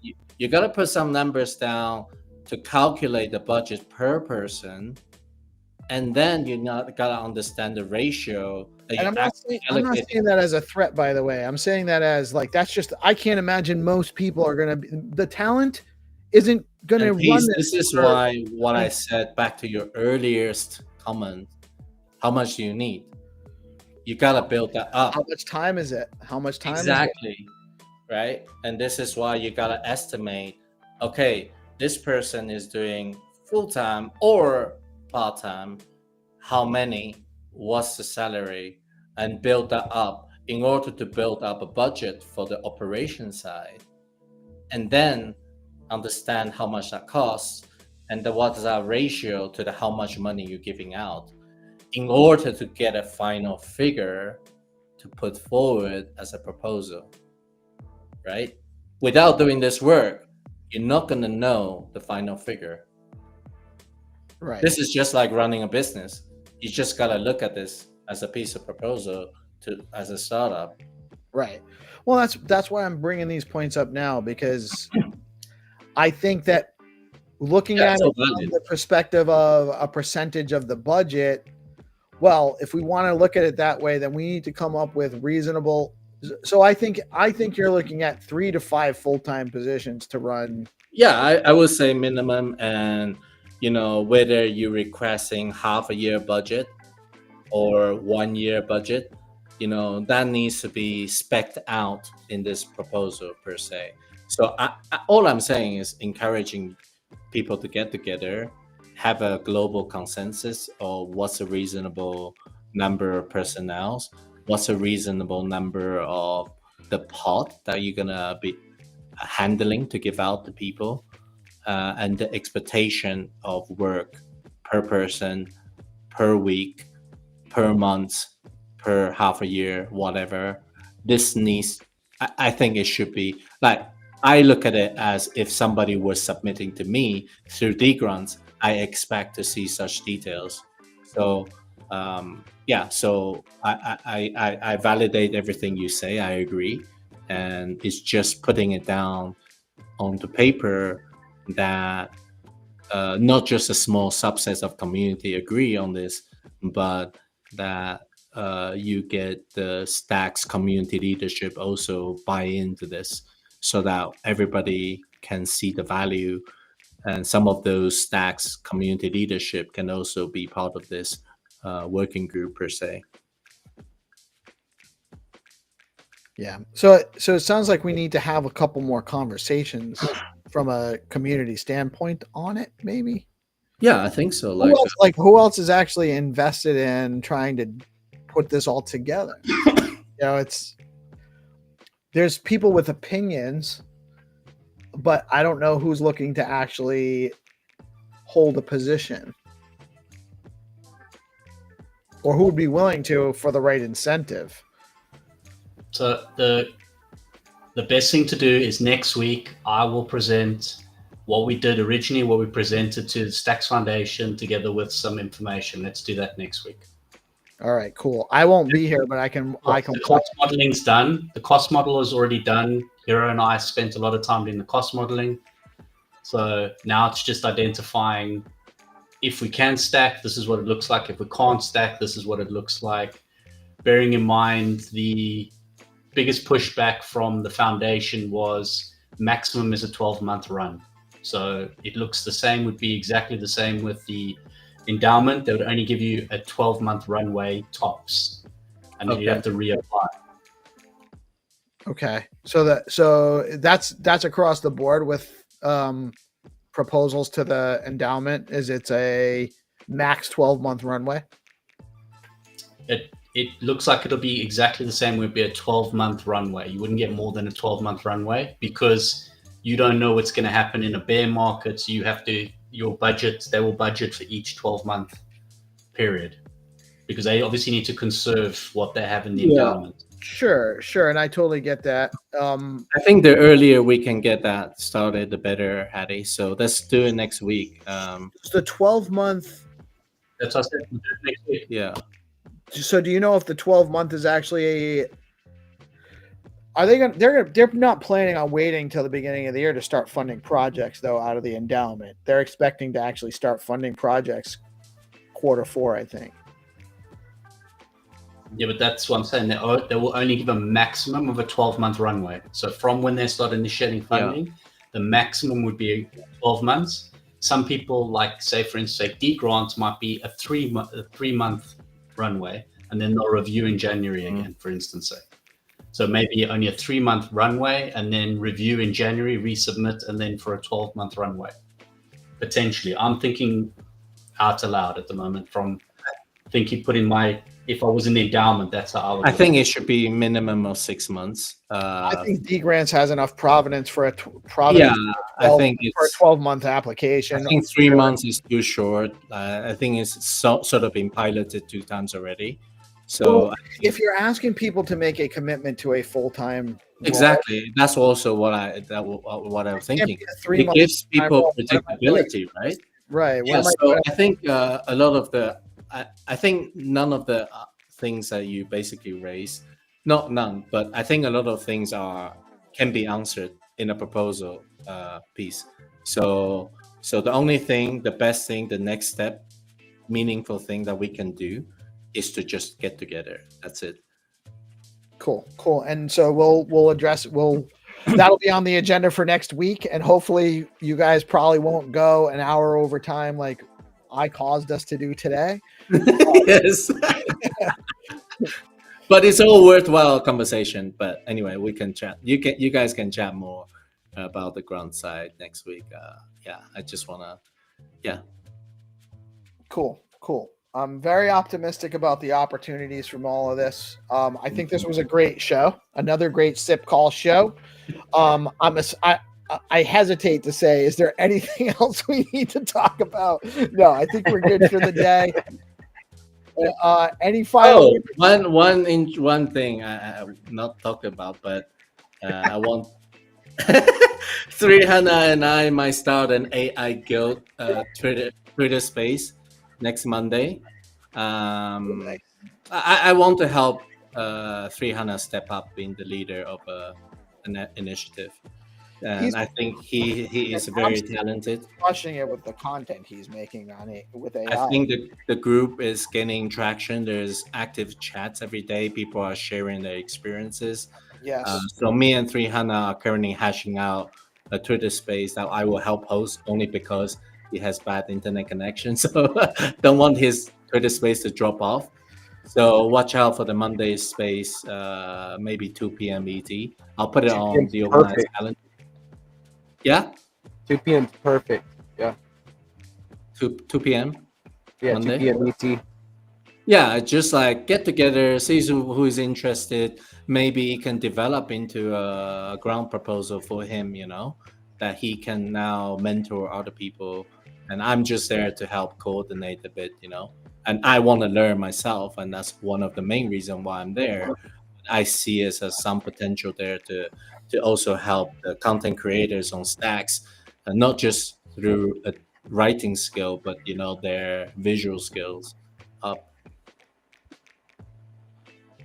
Oh, Sam is it's a AI guild for content creators to help them leverage the AI to create better images and videos. So things like what 300 has been putting out has been very, very valuable, and I learned some tricks from him. I hope that there will be more and more people in Stacks can be equipped with these better, higher quality AI prompting skills to generate better images and videos. We even have junior Stacks participants now in the AI guild. Oh yeah, Peace Daughter, yeah. Does she want to jump on Monday Twitter Space with us? I'll ask her. She should be around. Yeah, why not? I'm sure she'll want to. You guys might. You around, Peace? What's that? Will you be around Monday? I'll make myself available for sure. Yeah. Okay. Same. Sam, I'm gonna add you into the group. If you don't want to be there, feel free to drop out. You can. Yeah. It needs to be in all groups. Yeah. Sam might actually know some other people that would be good for the group too. So. Sam's a Chad. Yeah. Sam's like one of the first people I connected with in this space. Like everybody in this room. He helped with the GPSC V2 launch, didn't he? I believe. What? I went into his Stacks Labs Discord trying to learn Clarity. Like that's like I didn't know it was when I was learning metadata and how to format all that. I thought I had to learn Clarity to do that and stuff. So I was like in the Stacks Lab Discord. So yeah, he was one of the first people that I connected with. I recall that because you said, "Oh, this guy knows." You told me about him. Any other grand chats, Peace? What's that?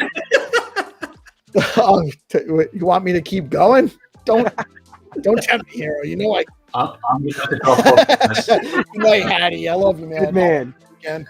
That's good. Yeah, we can wrap this up. Another great episode of the Let's Go Morning Show, the Stacks SIP Improvement. We had a great Find2Earn episode. We are here. Brought to you live by DeOrganized Media in partnership with our good friends over at Bitcoin Live Decentralized Broadcasting. I am PeaceLoveMusic. You all have a great day. Peace out. Peace. Happy weekend.